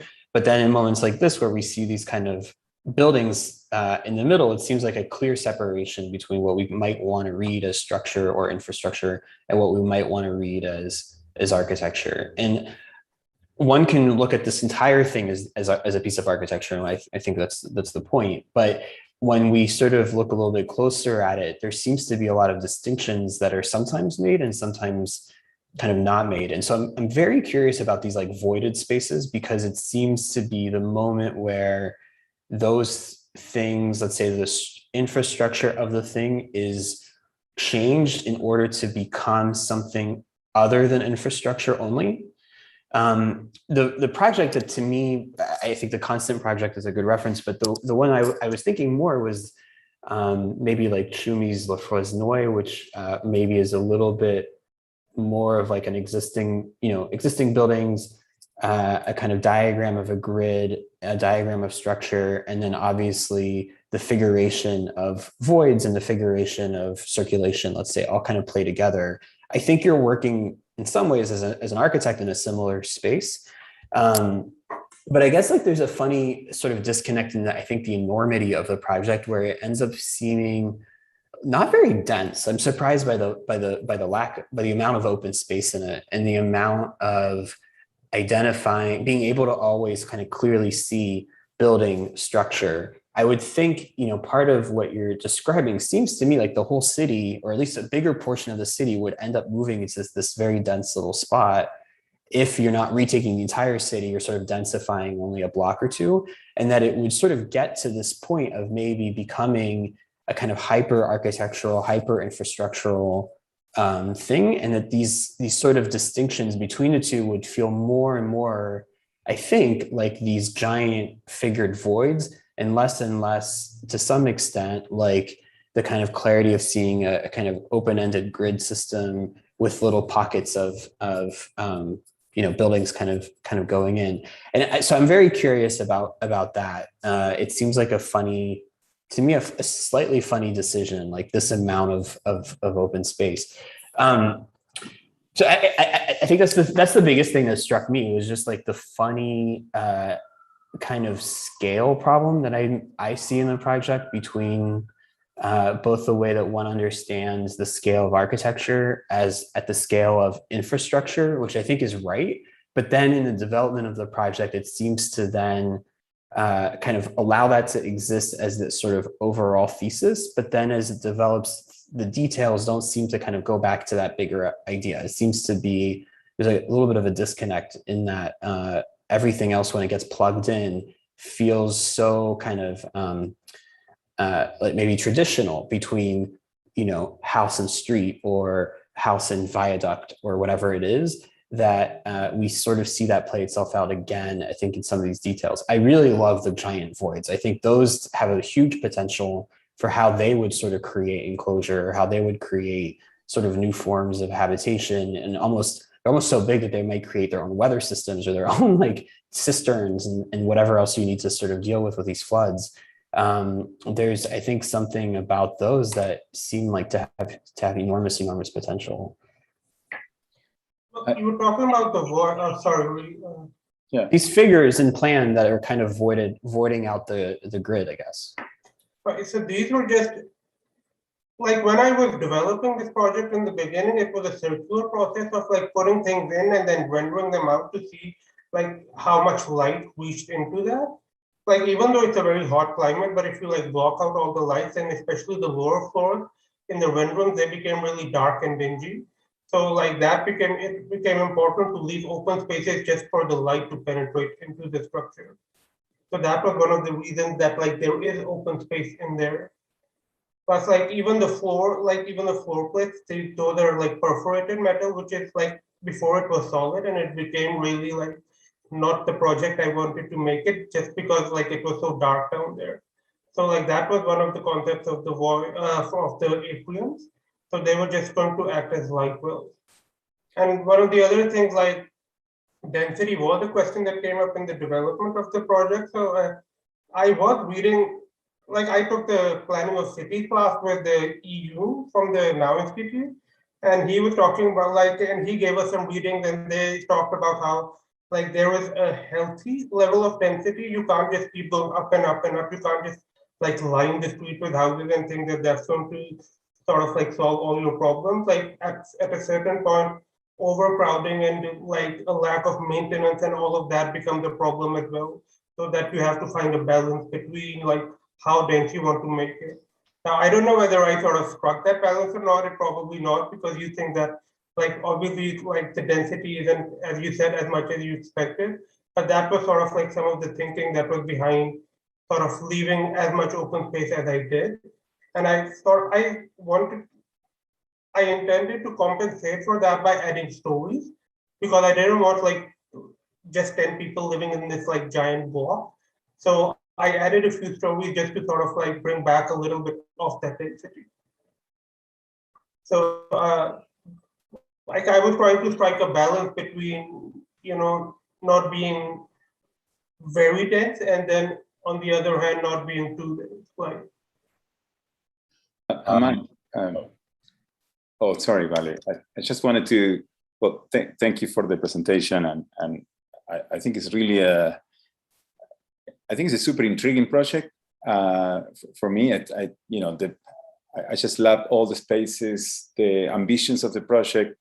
I would have loved to see a little bit more of the context maybe surrounding the project, you know, because I think maybe Valerie's question, I took it to maybe go in that direction a little bit. I was thinking, you know, a few references was brought in. I mean, I was, you know, and just to throw another, you know, in the kind of collection of references, you know, certainly maybe the Fun Palace, you know, by Cedric Price. It's an interesting reference, this idea of like not a kind of typical sort of formalism.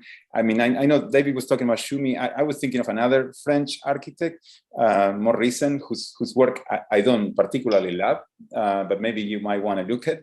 Lacaton Basal. It's you know, the maybe relatively recent, I think the most recent Pritzker Prize winner.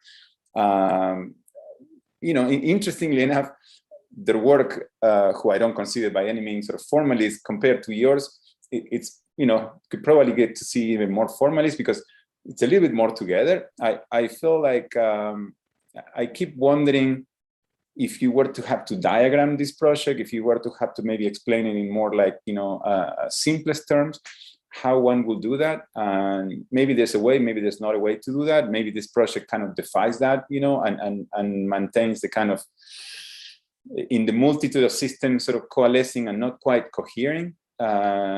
It's where the sort of intensity is. And so to that extent, I was thinking, what happens, you know, to the, what happened to the aesthetics of it? What happened is the kind of colors of the different systems part of the actual aesthetics, or is it more like maybe the kind of, you know, the differences we will see on a digital model by, you know, one sort of articulating differences in layers to be able to recognize that?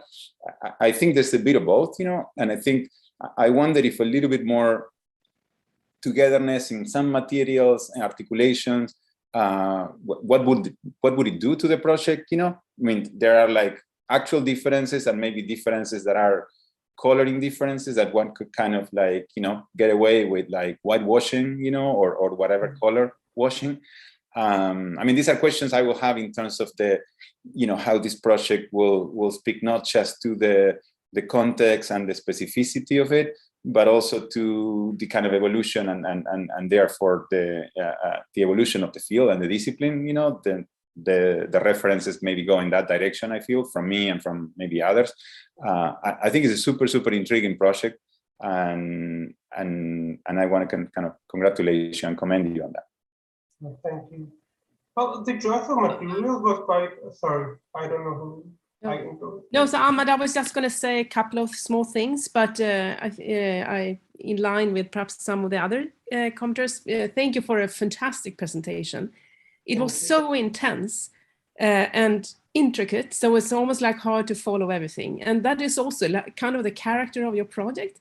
It's so intense and so much, and it's absolutely like operates for me in a way when I look at your project, almost more as an infrastructure rather than kind of an identifiable architectural project, but an infrastructure which becomes the architecture. So rather than, where is the facade? Is the facade actually not the facade or the blue volume that is housing or the white volume that provides inhabitation, but actually the facade is the infrastructure. Or but on the other hand, it also reads as an open project, like there is the infrastructure is open, and you allow for light to pass through, for air to pass through.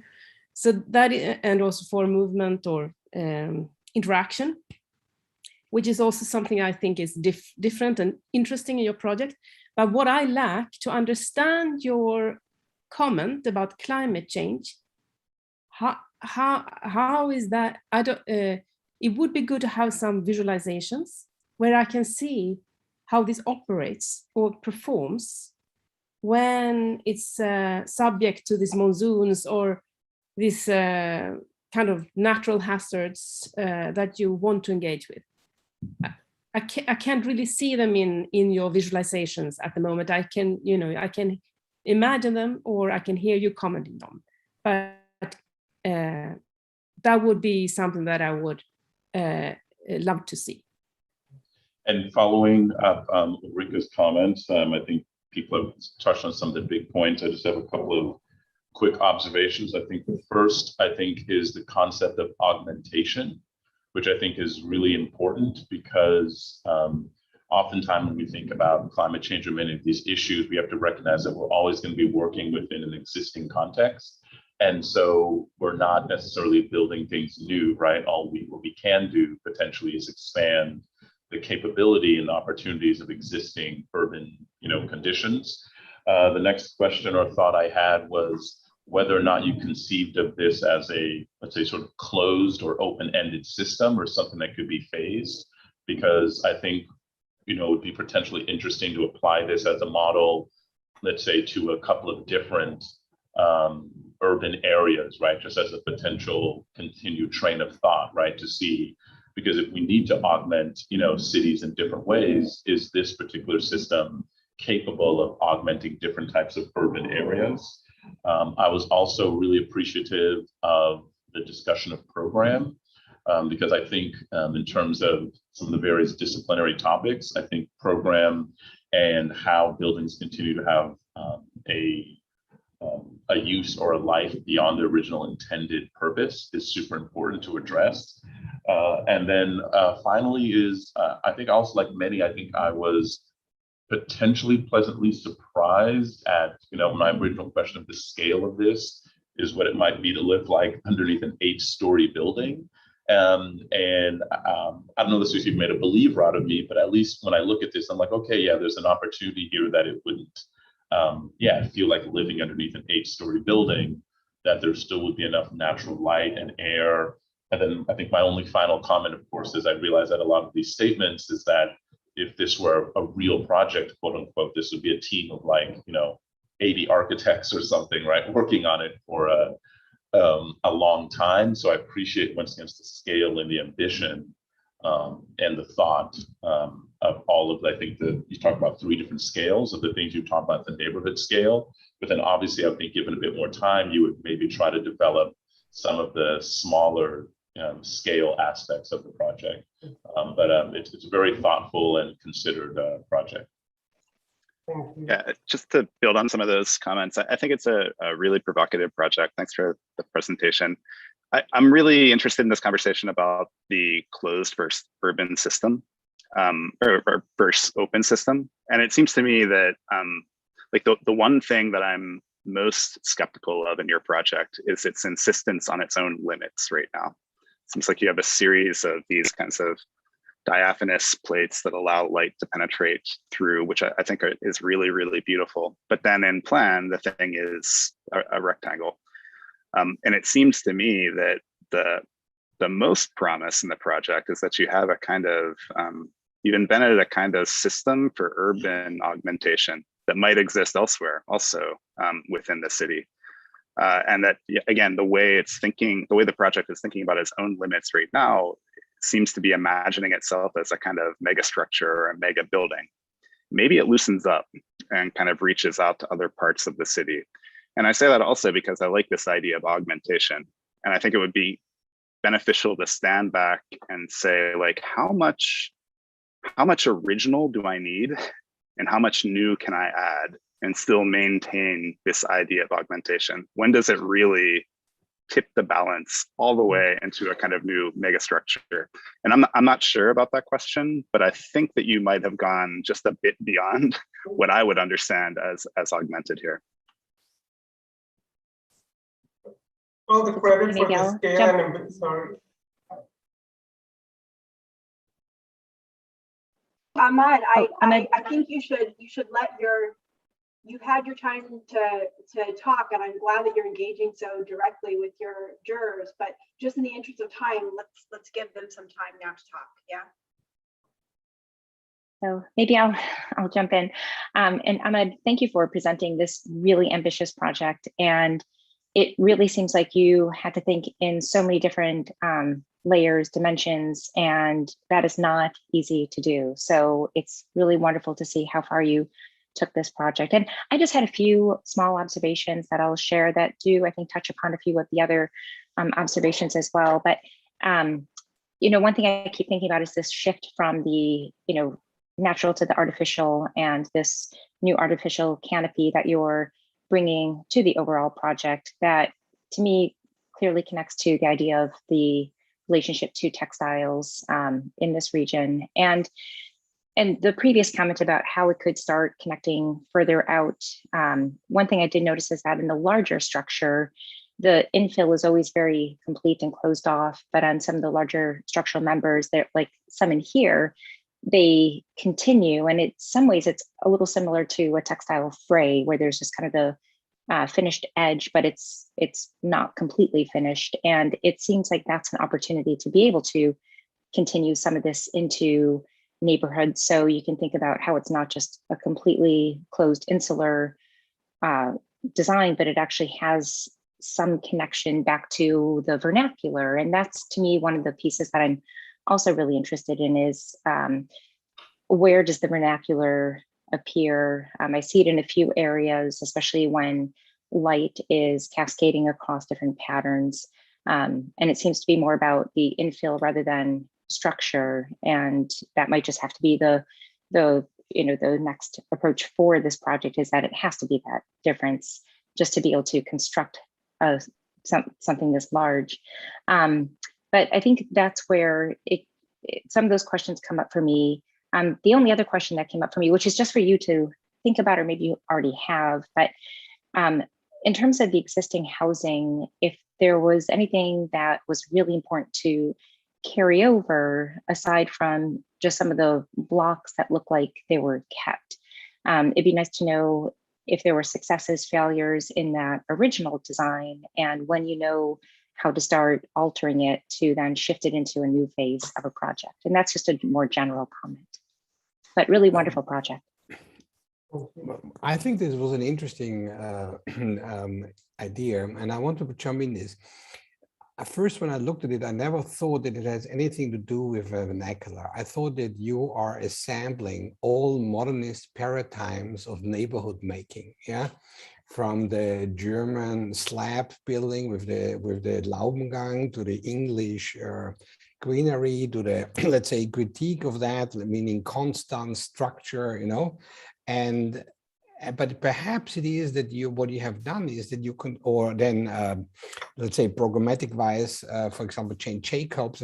But then what you have done, and perhaps this is this: every element belongs to this modernist tradition of trying to construct a new life, and perhaps there is somehow an experience of a vernacular, but it has nothing to do with the language of its making. Yeah, and so I just was wondering, did you use for your models all these previous neighborhood ideas?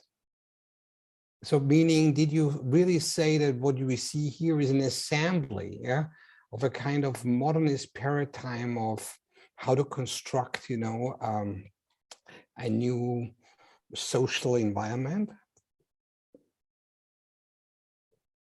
Or was it, I mean, it's more like a question.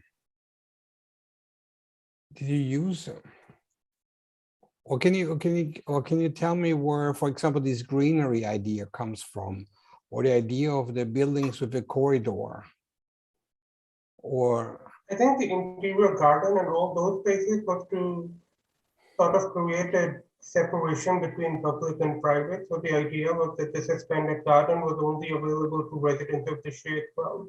So there was this idea of creating a threshold, like in the marketplace, anybody can go to because it's accessible to everybody. There is no separation, but maybe the garden is just like, because it's in the shared club rather than at the base of it. So like that was some programmatic ideas, like that's where they came from, like the privacy of like who can access it versus who cannot. And my last question, and who is owning that?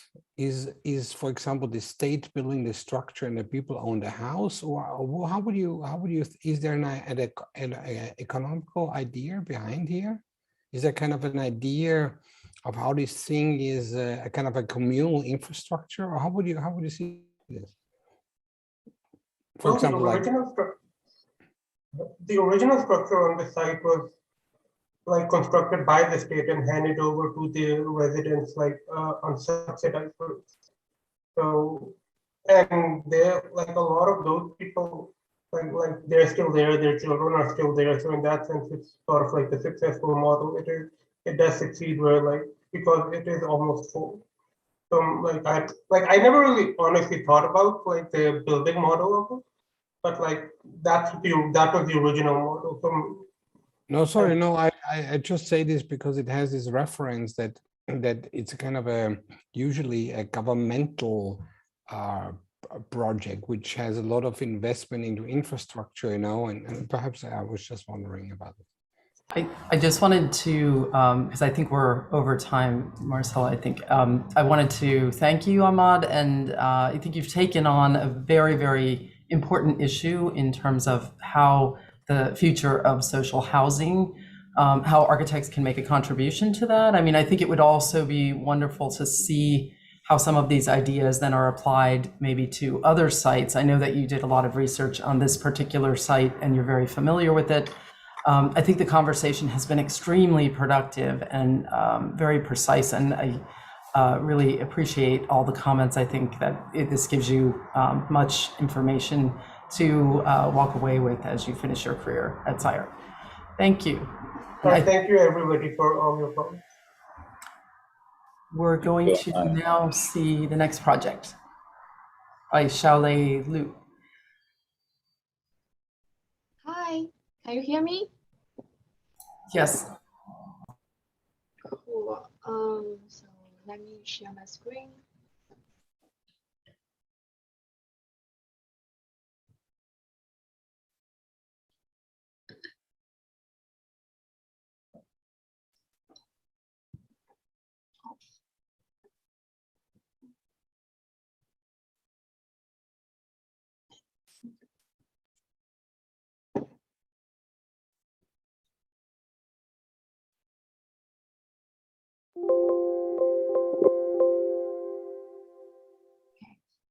So hi everyone. My name is Xiaolei Liu, and my thesis topic is post-Wonderland. So I will show you minutes of video. So and then I will get the statement of my project.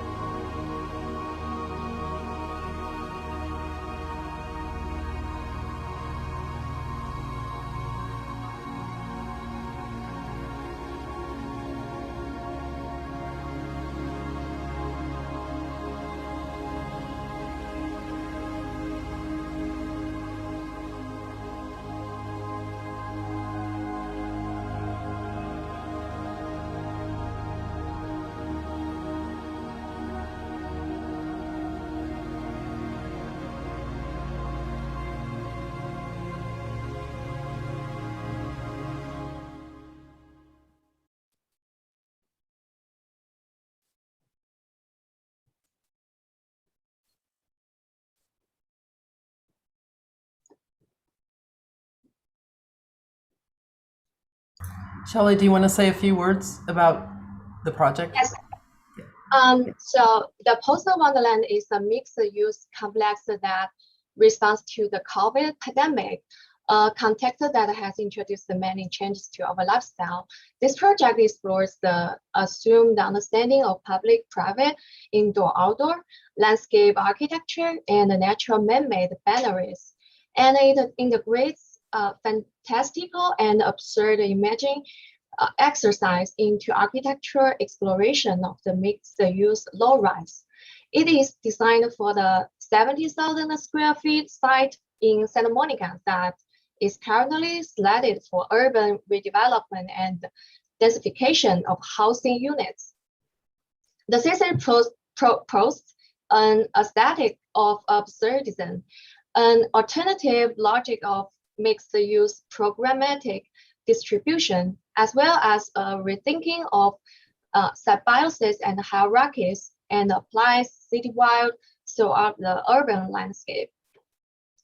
In order to retain several of the current architectural programs on site, including a library, civic center, and a courthouse, the existing buildings are integrated into the project to protect and respect the local context. This strategy provides the platform and environment for developing a mixed-use residential prototype. In the adaptive reuse of these buildings, the application of a curvilinear fantasy logic breaks down the traditional organization.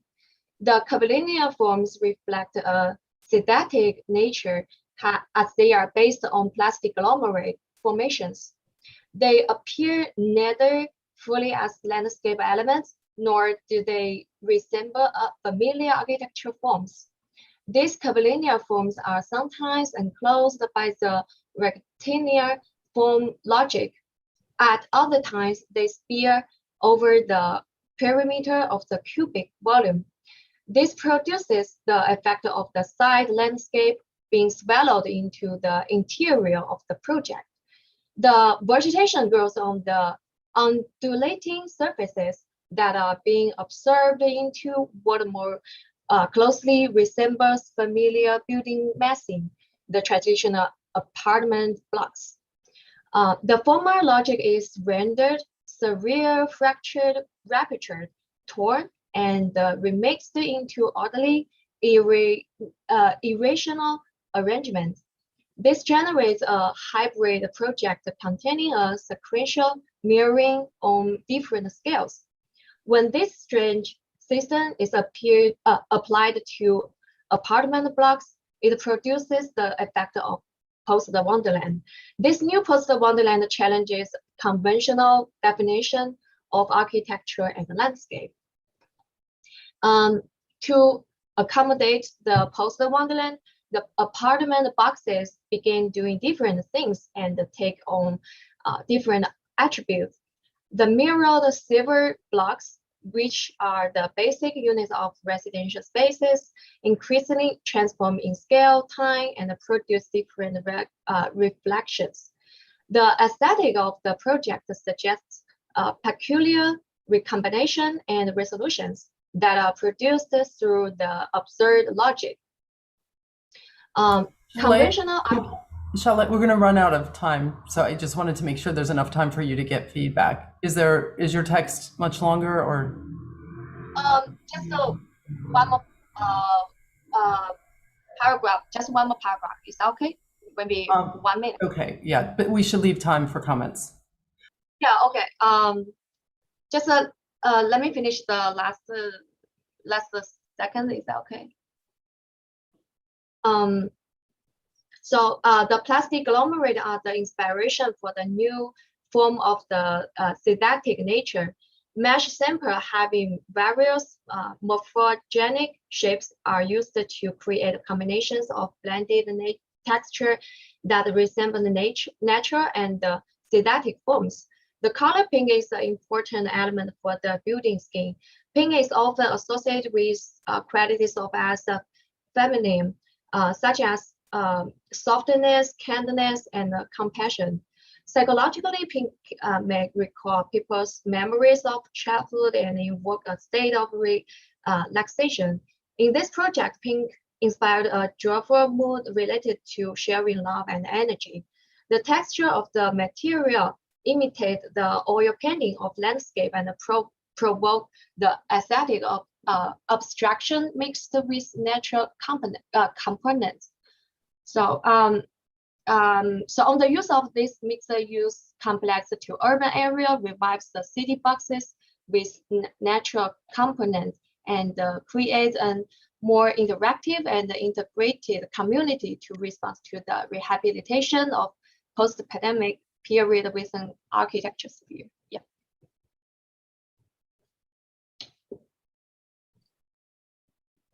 Thank you.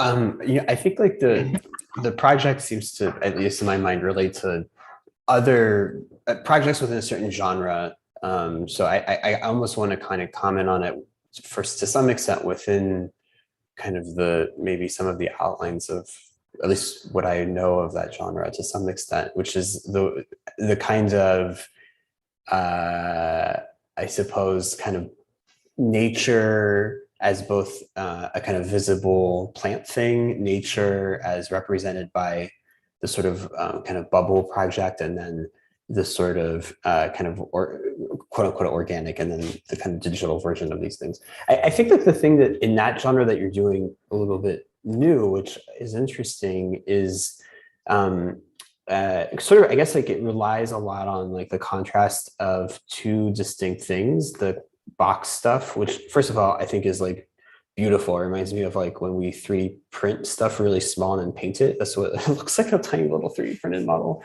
That like silver thing with the funny windows.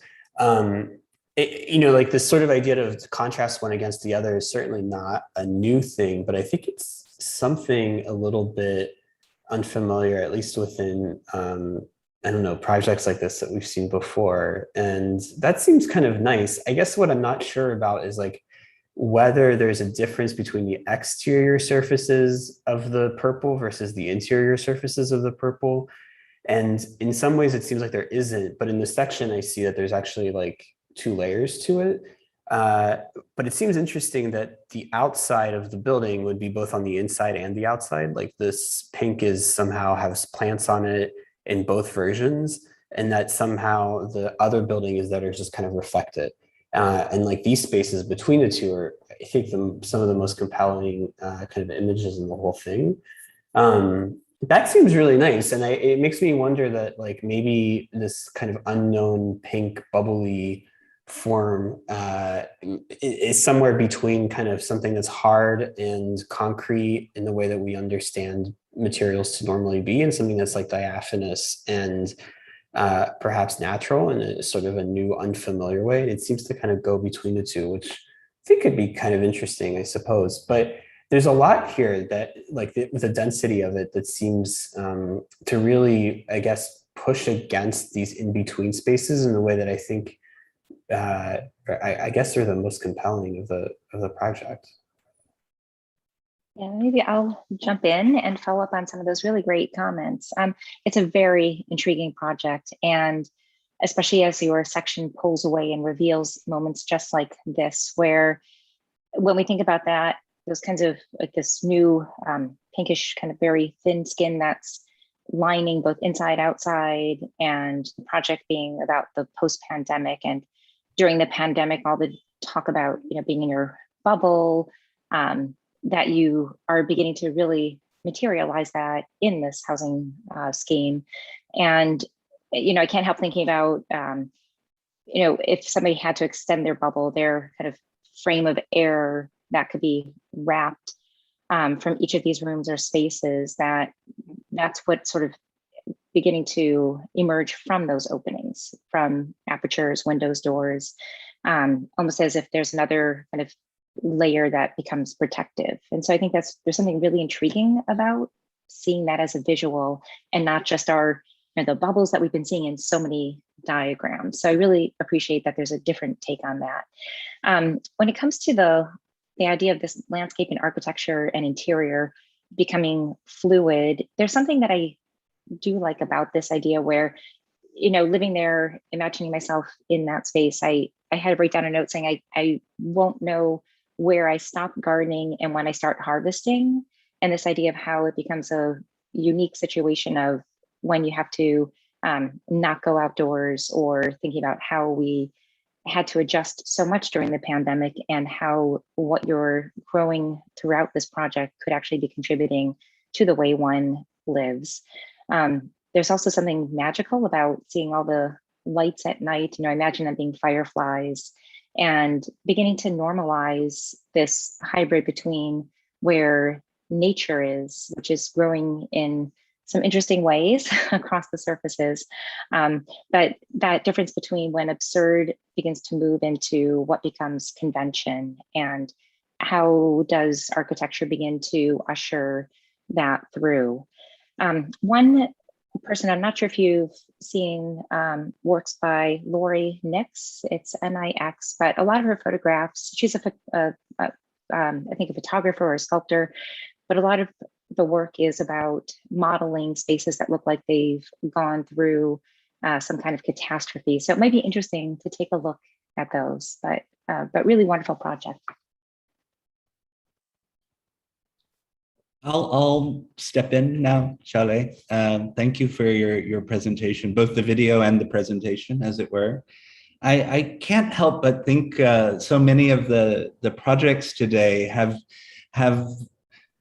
explored the limits of the built environment, and then also the natural and the building of the natural environment, as it were. And to that end, I wonder if your project is really a post-Wonderland, or if it is actually the Wonderland, because the post-Wonderland would suggest that what happened before the pandemic was a Wonderland, which it certainly wasn't.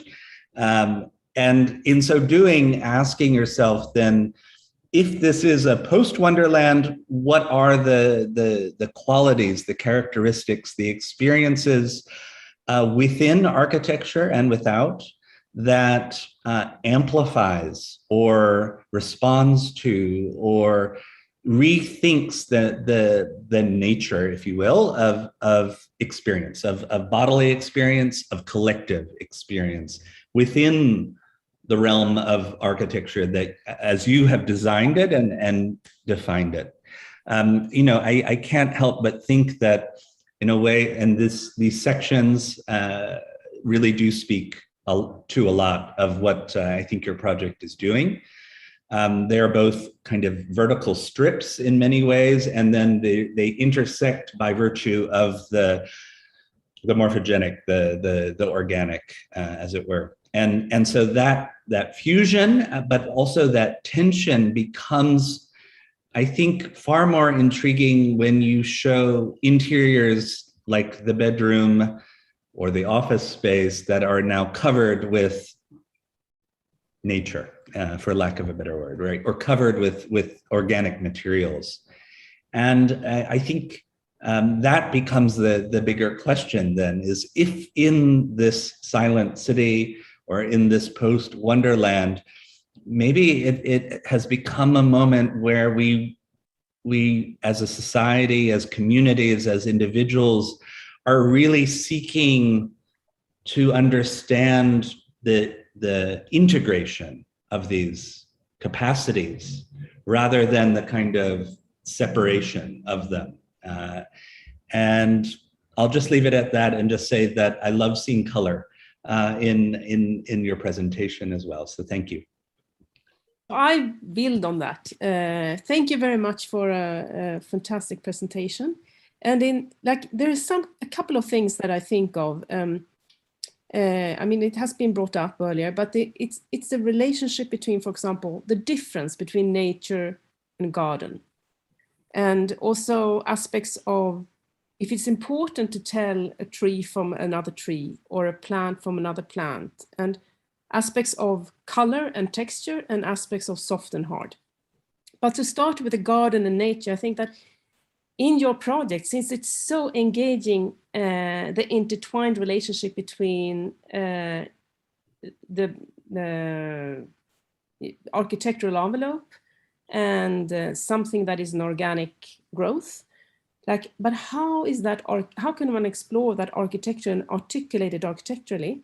And if something is nature, what is the difference between that and gardening, for example? I mean, my experience is that when you pull something, when you take organic material into this kind of context, a house, a plot of land, you need to engage with it as terms of maintenance, certain taking care of.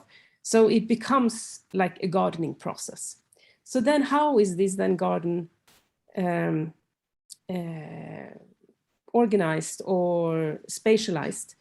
And I think it could be even more looked at or even designed, like what is it, you know, when you have a thick substrate with a thick, like thickened vegetation, and how does that kind of carry across a sharp edge?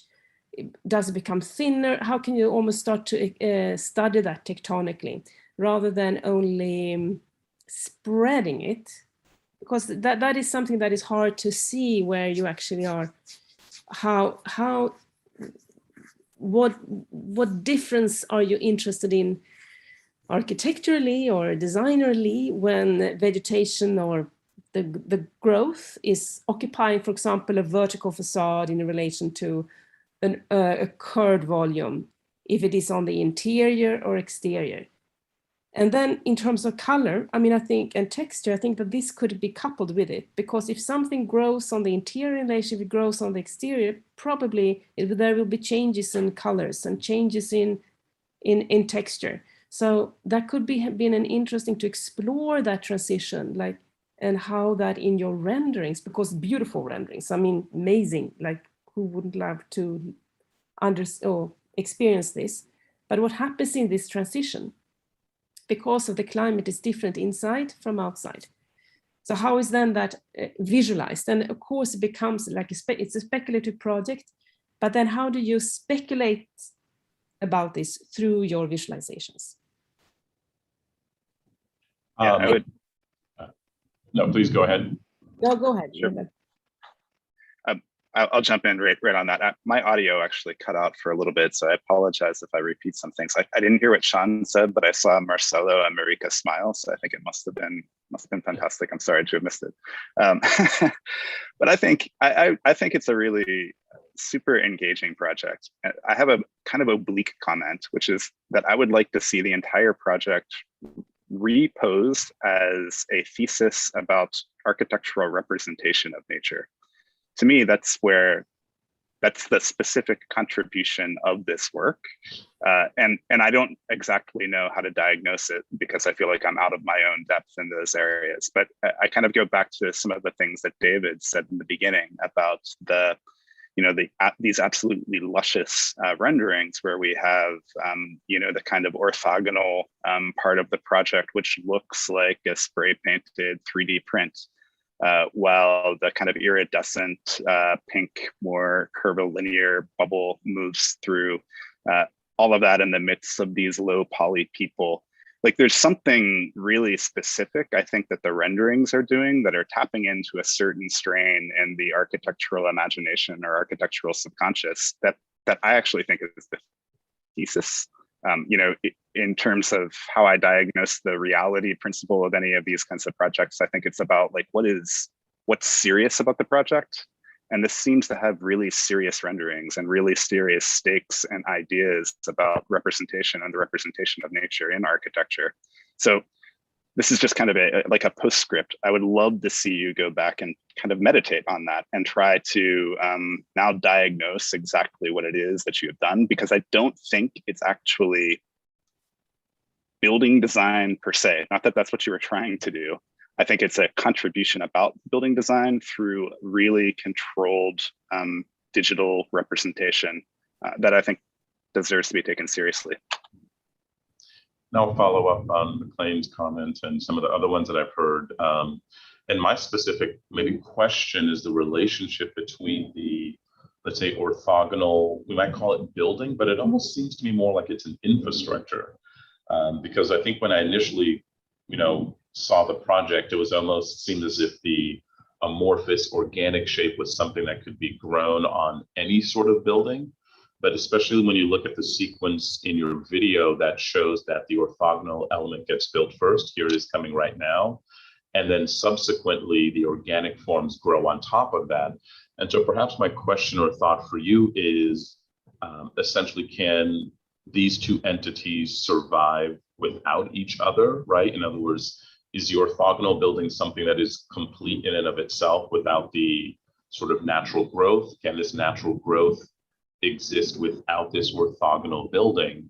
But if they cannot, in other words, if they're sort of symbiotic and they sort of need each other, then really what is the sort of consequence or sequence maybe of how these two things grow together, right? And then if they do indeed sort of need to be melded or one thing as a hybrid, I'd be intrigued to understand what is the third condition, right? Because we have orthogonal, we have organic and growth, and then what is this third thing that occurs when the two meet, right? Like there should be well, I'm sorry, I'm a bit of a sci-fi geek, but I would say, is this like when matter and antimatter meets and like some new, completely new, unanticipated condition might occur?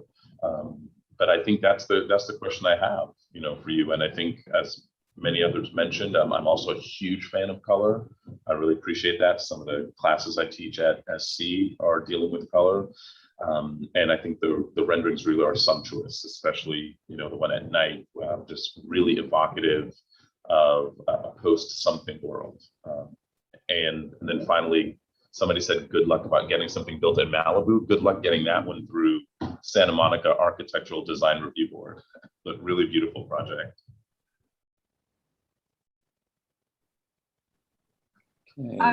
Charlotte, I think just a couple comments. I've obviously already had many opportunities to say my piece on your project, but it does strike me afresh looking at where you ended up, how urgent the task that you've taken on is in some ways, which is the task of addressing and eradicating binaries like public, private, landscape, architecture, nature, man-made, indoor, outdoor. I think those were the four that you listed. In order to do the work of our time in architecture in the city today. And it's funny because like COVID has added a whole urgency to this, which I think is a real opportunity for our field. I'm very glad that you were thinking in that mode and trying to understand, what exactly architecture can do, and what it can do now, actually, that it couldn't have done before this pandemic really made people rethink the scale and the scope of the civic, the scale and the scope of the interior, the scale and scope of the exterior, and how those things might play into like really, really old and crusty binaries like nature and artificial and so yay. I do think that the project as it presented now, although I agree it's lovely, I too appreciate the colors and the lushness and the wildflowers and the mushrooms and the twinkly lights and the da da da da da. I think that the project as it is now, though, does a surprising amount of reiterating those binaries. And so, for instance, the difference between the wildflowers and the handrails, the difference between the pink blobby stuff and the rectilinear kind of architecture, qua architecture, the neatness with which the project conforms to its urban boundaries. I say all of those things not to be, annoying at a final review, but to push you to really break out of your comfort zone. Somebody was saying, I'm sorry that I forgot who it was. Oh, I think it was McLean. McLean was saying that it's fundamentally a project of representation, and I agree with him, but I think that's to your detriment, actually. And I think that the project needs to move beyond representation and modes of kind of digital filigree and into the real work of development for the architect, because these are some of the most interesting opportunities and intriguing opportunities of our time. So, Charlie, I would just like to say congratulations. I know that you've been working very diligently to try to address some of those binaries. I would agree with the comments, especially the closing comment by Marika, in a way that I think some of these would be resolved at a sort of finer level of detail if you really had gone into the, looking at the section. I know we talked about this many times, but what are the implications of this surface? Like, in a way, it seems to set the stage for some of these architectural moves to be worked out, but it seems like it's still, operating on that realm of almost a diagrammatic realm. And I would love to see, how that pink surface would really transform the lives inside of that building. And, then tying that back in a clear way to the discussion of what the post-Wonderland means. I mean, I think that still kind of was left a little bit unclear, but I would commend you on a beautiful final animation. And, I know you've been working very hard on this, and it's been a pleasure to work with you. So thank you. Thank you. And now we have one more project by Rob Lysing.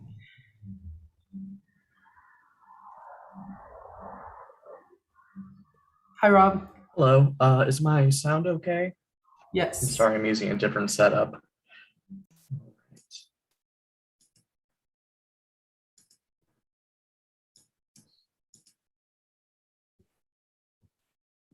Everyone can see the screen good?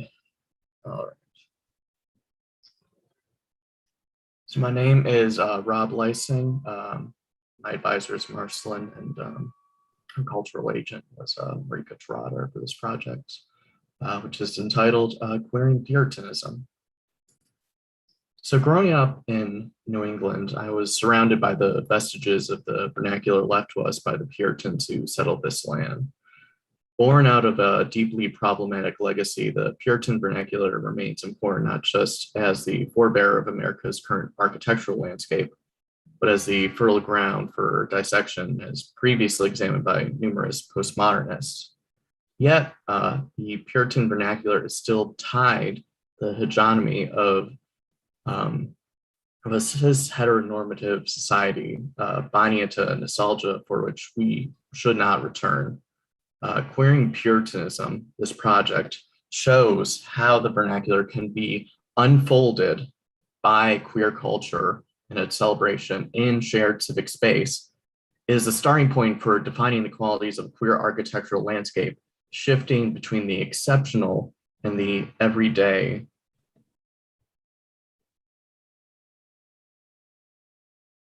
So my project, the first step is taken on the shores of Provincetown, Massachusetts, on the very tip of Cape Cod, where the Pilgrims took their first steps before continuing across the bay to Plymouth, where numerous exiled Portuguese fishermen were able to form a community of pariahs due to being excluded from the dominant social context of New England at the time. And also now, in the more modern day context, is known for being where gays, lesbians, trans men, and women are able to step out of the socially repressive society they're born into and feel, even for just a brief moment, free. P-Town has acted as that oasis in puritanical New England for all refugees wishing to escape the stagnance of the everyday. One site that stands out is the Boat Slip Resort and Beach Club, which is a fairly typical hotel. As you can see, it has gone through some small additions through the years. The Beach Club is currently made up of a standard program of hotels, bar, dining room, and pool deck stretching off of the shoreline. Where it becomes sort of atypical is the various rituals which have been grafted onto the architecture, ranging from small public and private. These imprinted cultural events have queered the conventional Puritan architecture and can be credited with the long-lasting appeal. Among these rituals, the tea dance specifically stands out. The tea dance is a daily afternoon gathering in which, for a brief moment, there is a communion between the disparate crowds and cliques on the same common ground of the boat slip pool deck.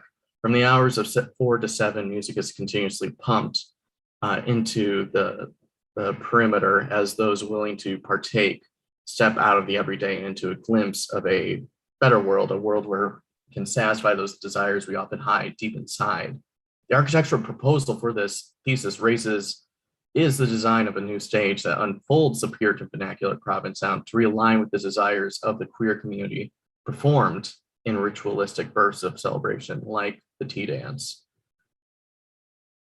And so the way we get to that is through first analyzing case studies throughout the coastal towns in New England. A vernacular vocabulary is developed as a baseline of normativity within an architectural framework.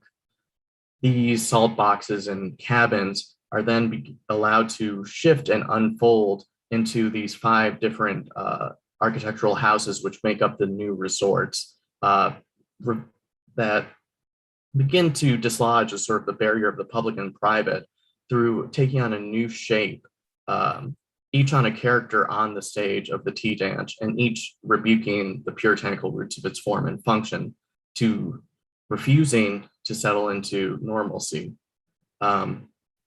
One such pose that is highlighted is present on the Hay House here, which has the facade peeling off from the form and renegotiating the edge of what can be considered the house in the ground, considered an on-point position.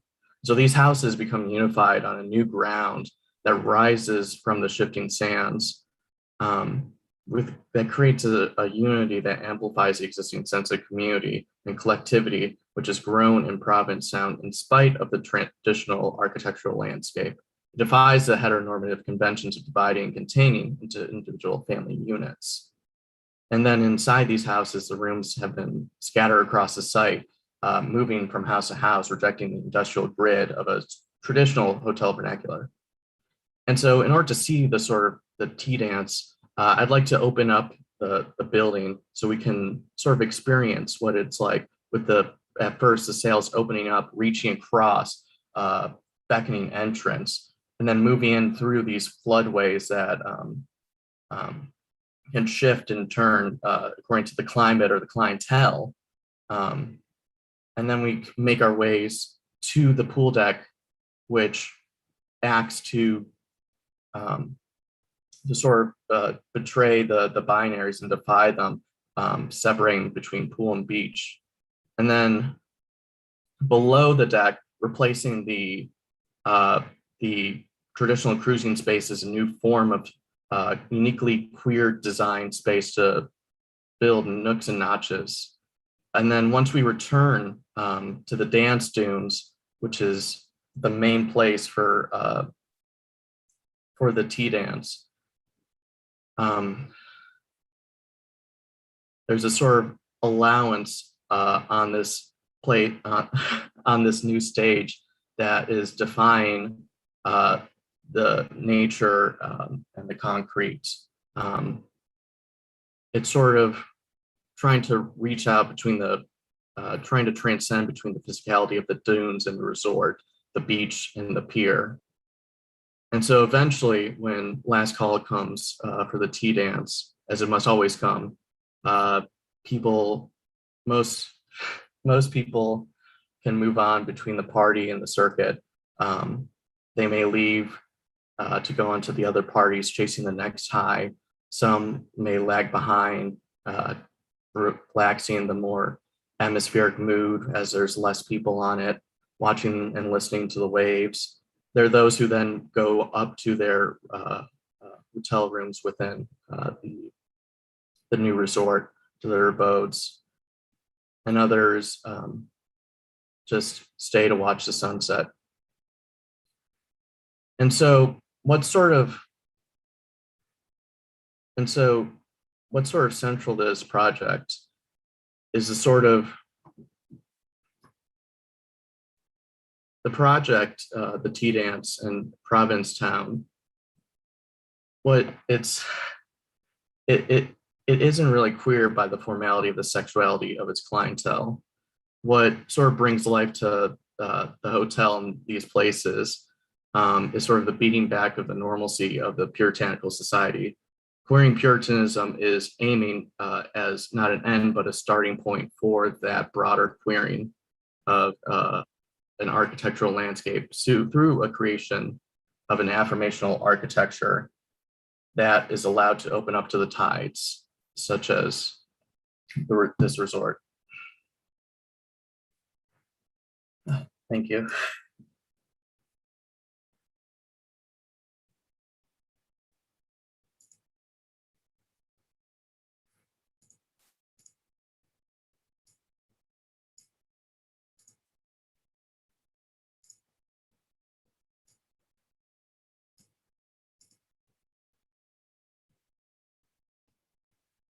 Rob, a very quick question. Could you describe the unfolding of the houses, the 5 houses, a little bit more of the process and or maybe codes through which you operated on those houses in order to then understand their location on the new ground? Yeah, I can. I'll just. So I was talking about the sort of on point type of gesture of sort of just in one sense folding back on a more larger scale, such as this, and allowing to come to more to a point or barely touching, which I feel like is a sort of a move that's trying to go against the sort of the more traditional sort of foundation vernacular, so to say, but then also the sort of delamination of the sort of shake style siding on points like you can see here and other points throughout the building acts to sort of work against that sort of that traditional sense of the facade as a blocking method and sort of opening up and taking away the exterior, opening up that sort of barrier between the public and private.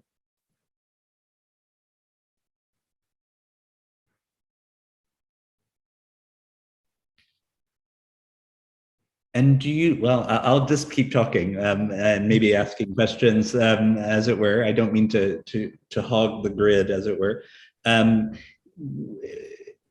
As you unfold these houses and their activities, both within and without, the relationships that you are establishing, not only between them but also among them,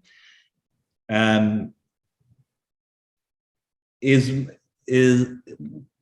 the conceit there is to operate against the grid, obviously, to operate against potential structures of power and heteronormativity. Could you talk a little bit more then about, say, I think the first space we walked through looked like a shop of some sort, a commercial space.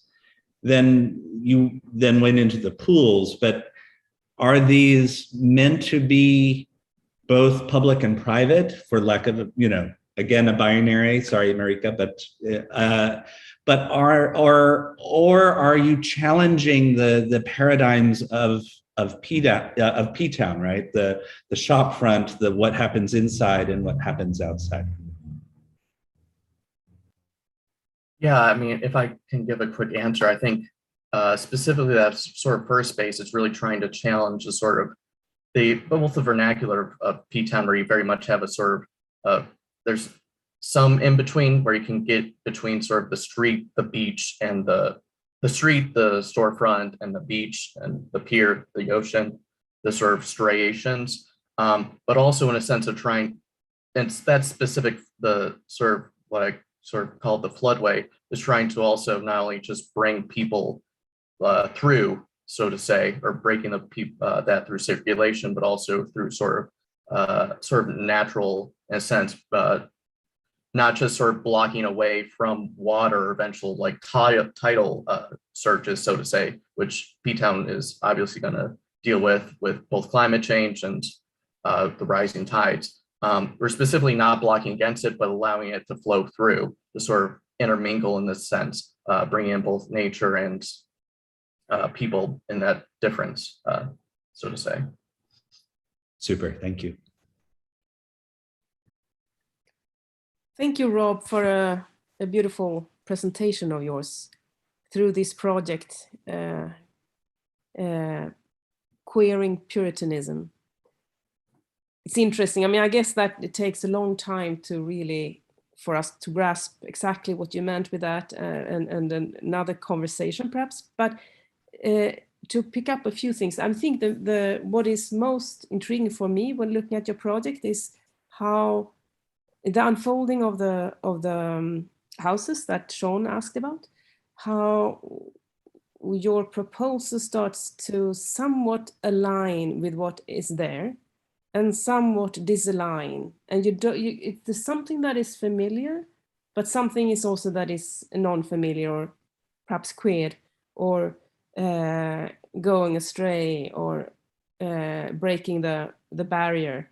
So I think that is that is very interesting, especially perhaps in one of the first view when they see this from the street, looking into the complex. And I wonder how much you have. I mean, then on the level also, it's also suggested that you're engaging also materially, like you are, or tectonically, like you're also engaging some of the cladding material in the similar way, but I don't know. But this is what I read, and I think the different levels of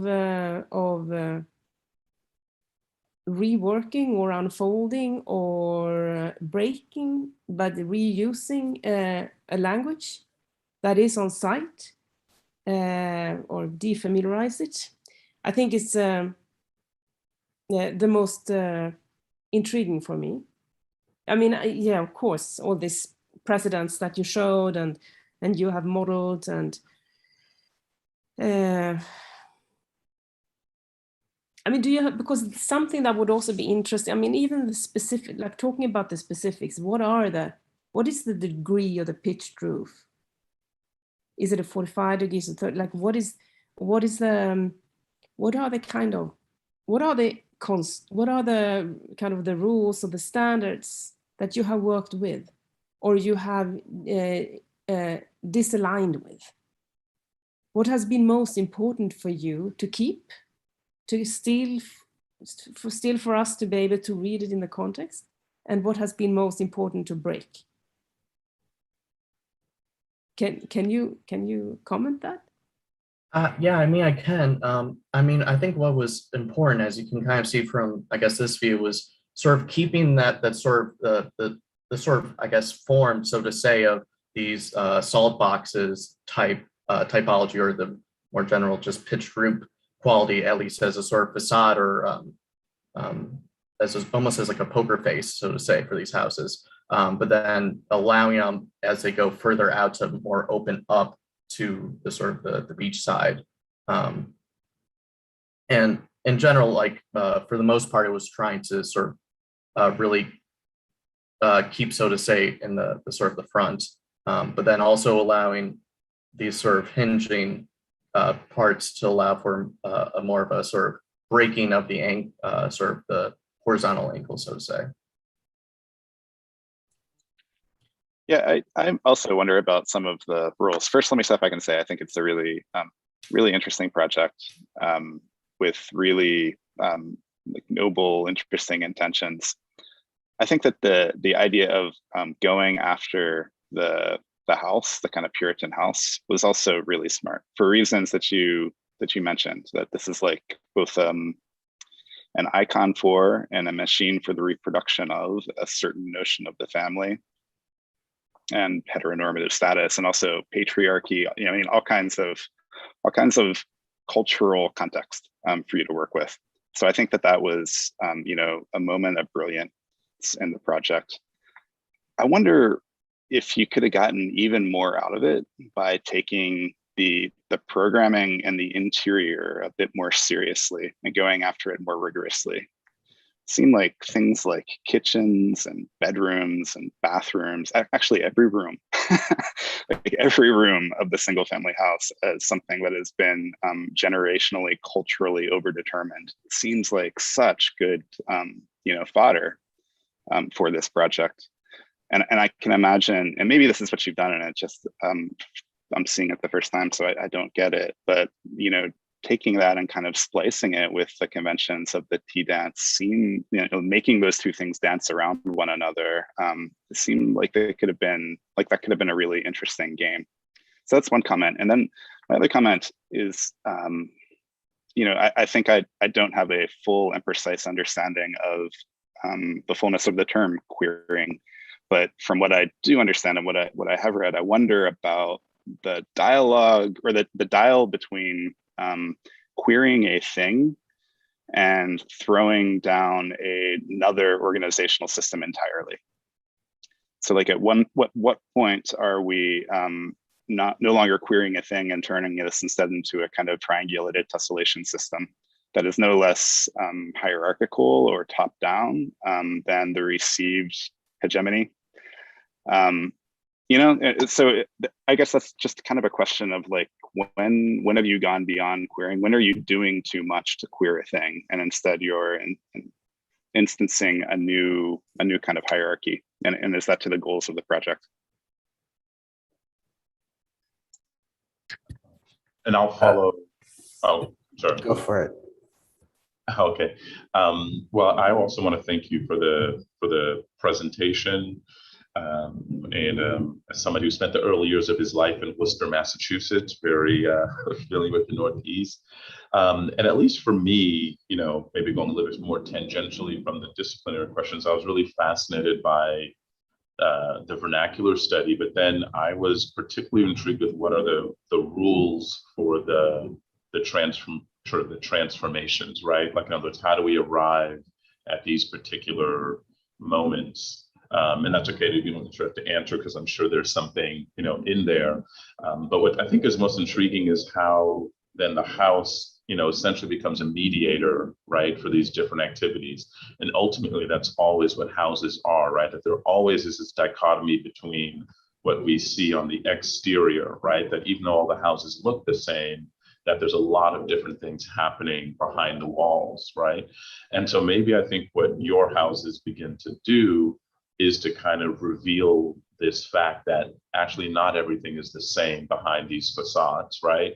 In other words, that, you can think of all the dysfunction and things that occurred behind, the American house, and even just thinking about Paula McLean's comment about, what happens inside. I do think it might have been really compelling to try to create a floor plan.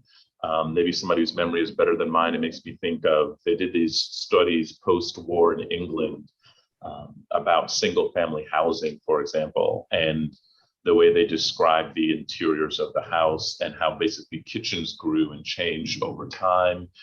But if you ever look at them, they were incredibly sort of like gender specific, even in the very diagrams and drawings. It was always the mom who's in the kitchen, and they literally have drawings of like the father sitting on the sofa, like smoking a pipe, while mom is like working the kitchen. So I think there's all of these fascinating subtext that occurs behind, once again, the facade of the house.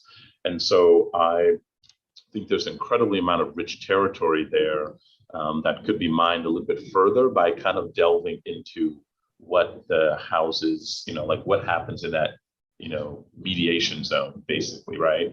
Is as we go through the facade and things are kind of the same, then as we filter through and get to the beach and the other side of that, there's a potential for transformation, both in terms of experience, in terms of understanding and awareness. But I generally appreciate the premise of the project. I think it's incredibly rich, and then I also, once again, I think appreciate the sort of tectonic architectural implications of starting from the typology of the single family house.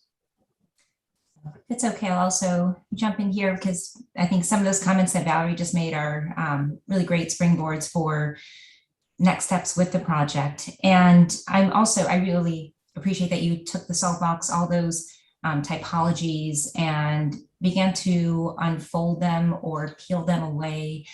But it also seems to become very one-dimensional, just very a surface investigation, rather than thinking about it as a spatial investigation. But at the same time, the surface investigation is incredibly rich too. And, I think the one piece you didn't mention is all the different like background wallpapers, or like these, kind of fleur-de-lis patterns that show up that are beginning to reveal themselves on the outside as these surfaces peel away. And each one of those pieces that are peeling away, they're almost at the scale of a shingle. They keep looking like roof shingles rather than a longer slat of wood on the clapboard examples.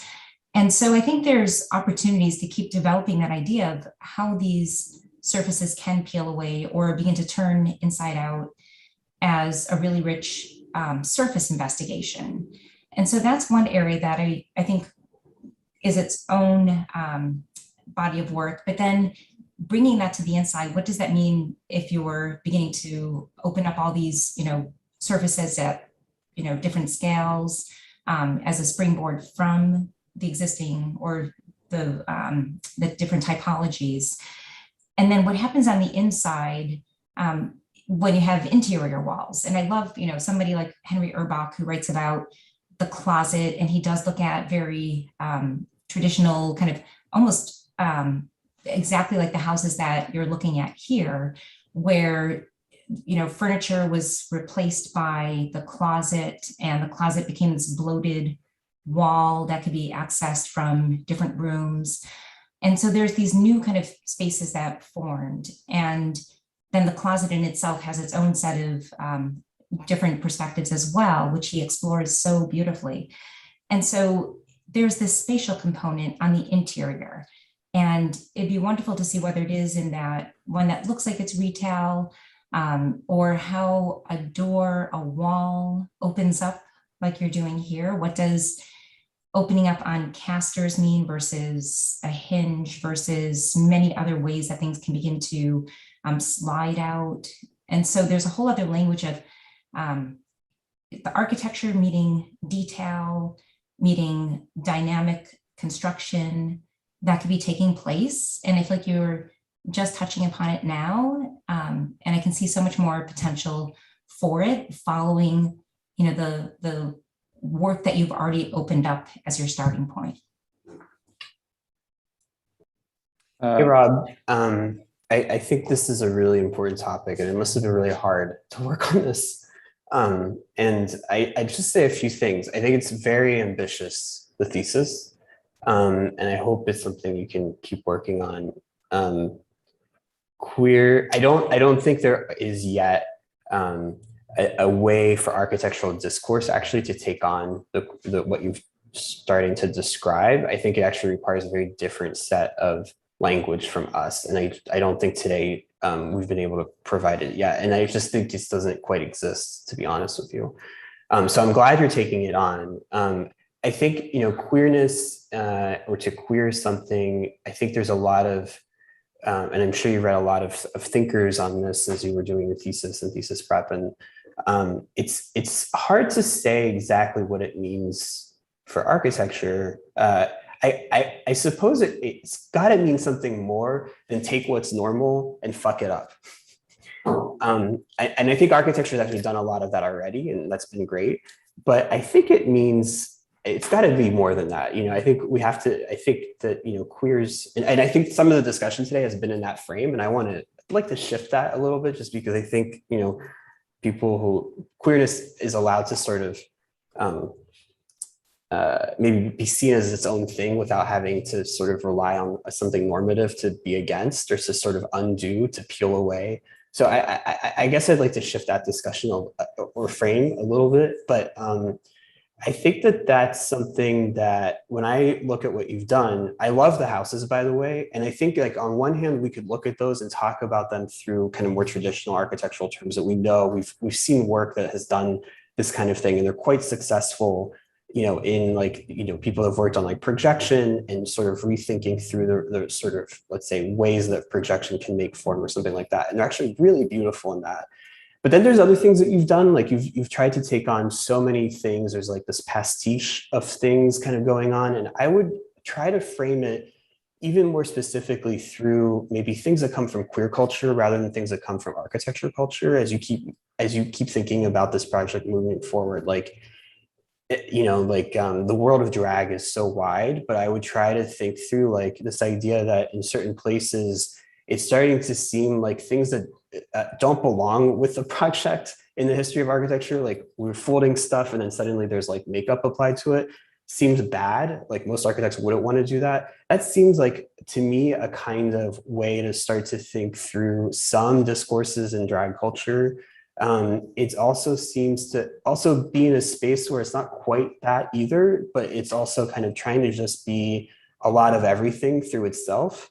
And that's, I think, a very different kind of discourse in let's say, queer theory. And I think one that also could apply here. But I think to me, the bigger issue here is it's a very big question you're sort of taking on, like how does one queer something in architecture? And maybe it has to do with language more than it does with form, is my sense of it. But I like the proposal. And I think it's hard to say exactly how these things would continue, but I love that the thesis is trying to kind of put on the table something about not just a physical place in local culture, but something maybe about like the impossibility of the discourse we have as architects to even address the question. I think if you were to talk about the project with a group of just architects and separately a group of queer theorists or queer culture people, you're going to have very different discussions, as you would with anyone who is trying to kind of look outside of architecture and then back in. But I actually think we have catching up to do as architects on this topic. And so I really love that there's these kinds of funny things about it. I would just keep going. I would go even more extreme with some of that, the things that don't, that don't quite make sense. But I really love the ambition of the project. Yeah, I don't know. One of the things, David, maybe we should talk about this more in another venue because I'm super interested in some of the points you just raised. One of the things that I think is really exciting about the slow drift of queer theory, which has been around for a long time, into architectural discourse, is actually that I don't think that it is an outside thing. I actually think that there is something inherent in the architectural play with precedent that is queer. And it's one of the reasons I'm so convinced that queerness and the discussion of queering is a core and underdeveloped part of our discourse, but is actually already discoverable in a really exciting way in our multiple histories, precisely because it already lives in our relationship to form. One thing that I like about this project, which I feel is a kind of something fresh, at least it was fresh for me, and I think there's a there precisely because it's a little bit untimely, is that Rob's project is invested in the language of plane at a moment in architecture where we are still largely working in mass. And so his rethinking of these types as planes rather than as, let's say, kind of more puffy three-dimensional volumes, I think gives him a strange, like sideways, we could even say queer vantage when it comes to kind of a sort of calcified ideas about the vernacular. So for instance, we haven't really done much with vernacular since Kenneth Frampton and critical regionalism. And I'm saying that from the position that, recent or even nascent contemporary interest in the everyday, in my opinion, is nothing more than a kind of generation nostalgia that I think we will soon overcome. But having to actually play with the vernacular through plane rather than treating it as volume is pretty darn fresh, actually. And actually then the way that spaces become these accumulations of kind of partially enclosed fragments, but they're not fragments like we saw them before, right, in decon. These are not these kind of shardy fragments of things being blown apart and then kind of pieced back together. These are fragments that are hinged, that flap, that flutter, that, you know, as Lois was describing, have this potential to be padded or upholstered on their interiors. You know, the whole combination of the way that plane is being explored on this site and in this place and through this vernacular does actually feel like a significant potential for the discipline. And in that vein, to wrap it into the rubric of queer, to me, feels like allowing it to come into its own, to say this is a major position within architecture. It's one that Rob is just beginning to develop, and it's one that is absolutely kind of expansive in its potential. Hooray, hooray, Marika, that's super, yeah, absolutely. And can I just, before you speak, Marcella, I would just say to David's comment, queerness and architecture has been around for a long time, and there are numerous queer architects who have been confronting these questions and thinking through these questions, albeit typically through representational techniques, but certainly the ways in which historical spaces, interior spaces, even external spaces are queering and queerable, if that's even a term. And so I highly agree with Marika's comment, and that the plane here is not threshold, it is not line, it is not boundary or a differentiation, but a surface through and by which representation of queerness and the puritanical past gets unfolded, to use Rob's term. So thank you, Marika. Thank you, Sean. I just wanted to, sorry, Ulrika. I mean, those are great points. So I just wanted to maybe, like, you know, make a point on a maybe more of a sort of formal point on this project, which I find really, really compelling. I want to kind of divide it in sort of like three parts. One, I think when Rob, you were making all the sort of how the houses prototypes, you know, the pieces that appear in the monitor as sort of individual and title. And it took me like a couple of rounds to really realize it. The projects were like really amazing, I thought. I think, to me, kind of at their best. I mean, they were just the architecture object, let's say, on the ground. Then there is a way in which then you deploy them, you know, kind of all together, which I would argue maybe kind of works well in terms of the program and in terms of your ambition. It makes a bit of a kind of it makes a bit of a theme of something that was actually much deeper on the kind of previous iterations, meaning house to house, the way you were rendering them from sort of frontal or, you know, kind of a parallel views. When they're all together, it just becomes a little bit of a circus to me. Means that the essence is still there. They're just together in a bit of a random way. And then the third problem to me is the problem of landscape, which is not theorized in the thesis, however, taken on, you know, specifically through a problem of language. And it makes, it starts to me kind of to destabilize some of your sort of, to me, more sort of stronger ideas on the architectural objects themselves. I mean, there's no way around this. Obviously, you have to engage landscape, you're in an edge, and I think there's just no way around. But I think one of the important lessons is to never really thematize the idea. What works in architecture usually doesn't work in landscape. and one could approach the problem of landscape, through different means and maybe through different even, techniques. There, usually if you did a project like this, you might even collaborate with a landscape architect. I mean, these are just things to kind of say. I think it's a really amazing project, and I think you have a thesis means that you can continue to work on this, for quite a few more years. So congrats. I want to go to Rika now that I had a comment.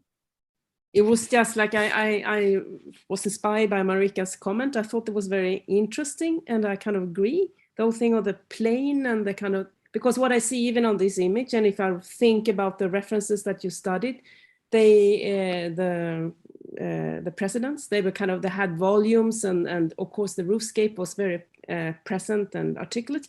But what you are doing here is that you're opening up that volume. But so from the left side, for example, we can read the volume. Perhaps I could imagine if I was there, I would pass through and I'd read it as a kind of a house, like in more conventional terms, and you pass around the corner and it opens up. So the whole thing of opening up also by allowing it to become plain and not only mass.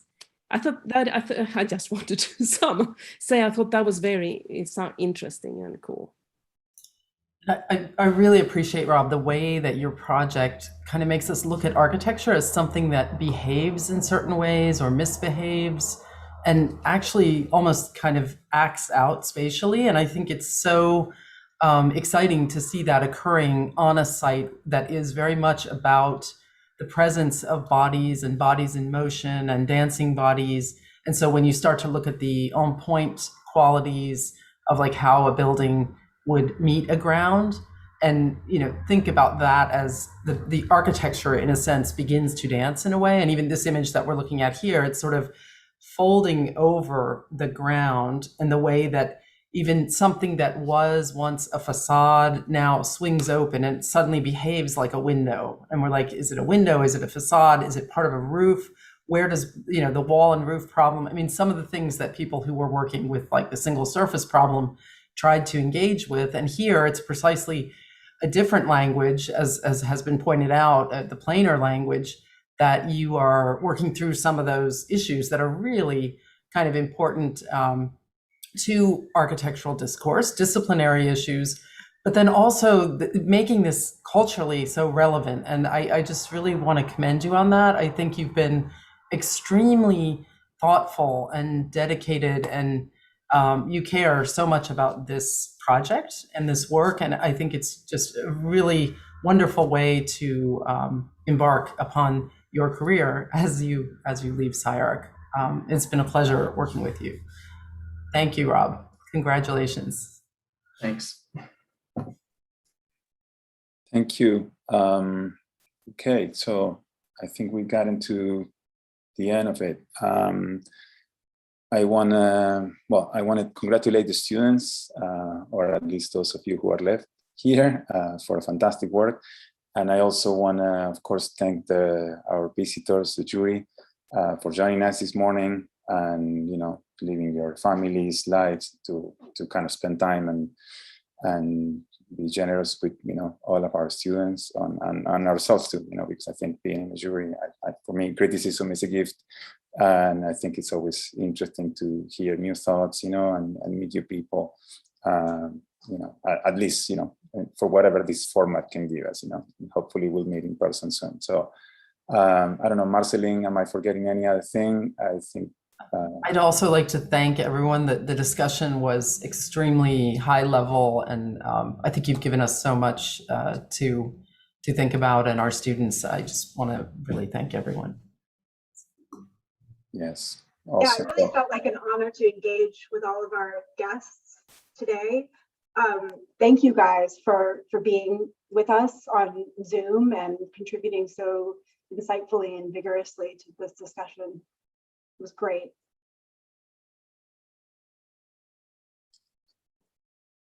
Okay, well, thank you guys again, okay?